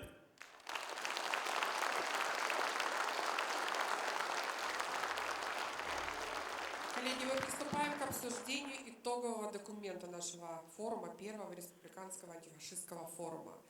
Резолюция, она есть у каждого на руках, вы получили ее при регистрации, наверняка уже ознакомились. Однако я задаю вопрос каждому из присутствующих в зале, может быть, у кого-то есть дополнения, предложения, вы можете смело их озвучить, поднявшись на сцену. Пожалуйста.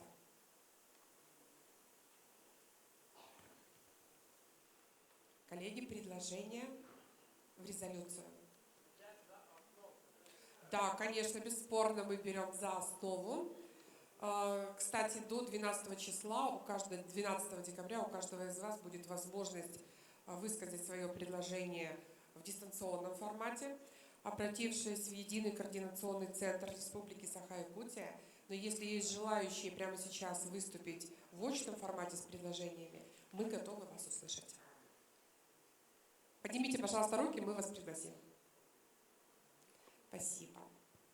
Видимо, предложений нет. Тогда так и поступим. Принимаем за основу и организуем голосование. У каждого из вас бейдж, на оборотной стороне он красного цвета и предназначен для того, чтобы мы голосовали. Поэтому я прошу проголосовать, поднять свои бейджи тех, кто считает, что мы принимаем за основу эту резолюцию. Итак, волонтеры помогают нам вести подсчет. Большое спасибо. Кто за? Отлично. И теперь опускаем. И я прошу поднять бейджи тех, кто воздержался по каким-то причинам. Кто против? Большое спасибо. Я поздравляю вас. Резолюция в общем принята.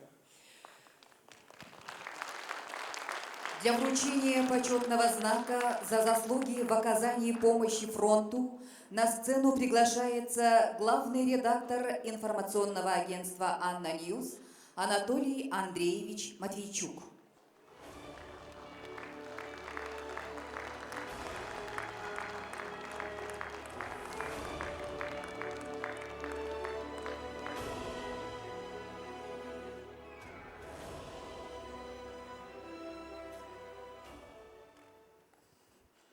приветствую всех участников форума.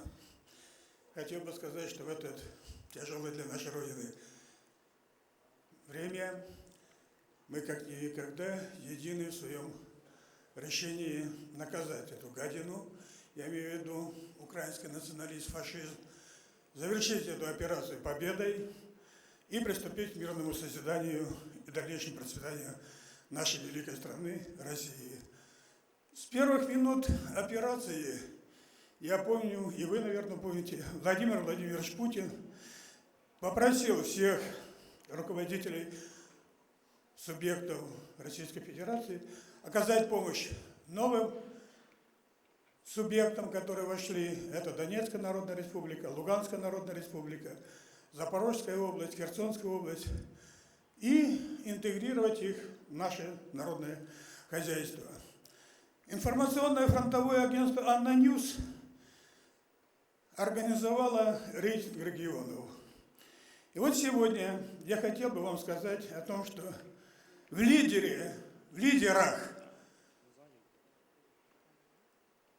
субъектов, которые наиболее полно помогают новым регионам, помогают бойцам, участвующим в специальной военной операции, числится Республика Саха-Якутия и ее руководитель Айсен Сергеевич.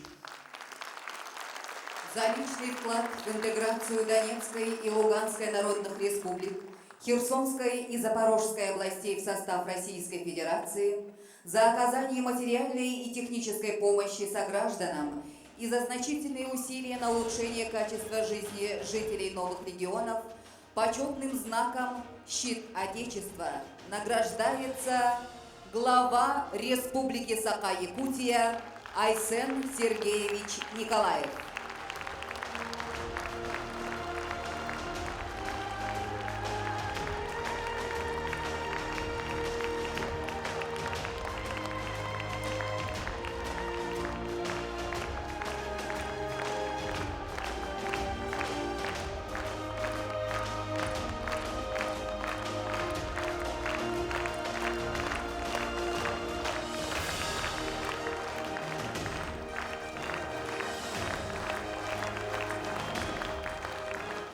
И хочу пожелать в этот радостный для нас день вам, Айсен Сергеевич, крепости, здоровья, республики, процветания, а нам мирного неба и дальнейшего процветания. Спасибо большое, уважаемые участники. На этом мы завершаем пленарное заседание первого антифашистского форума.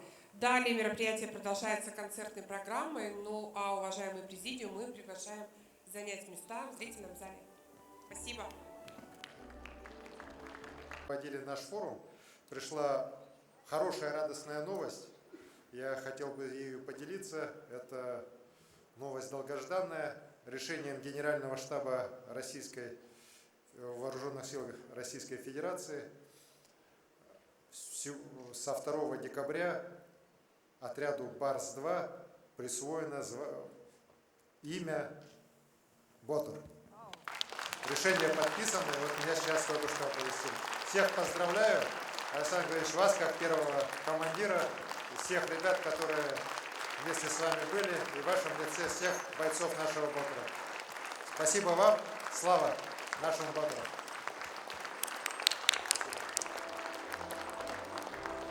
Уважаемые участники форума, начинается концертная программа, посвященная Дню Героев Отечества.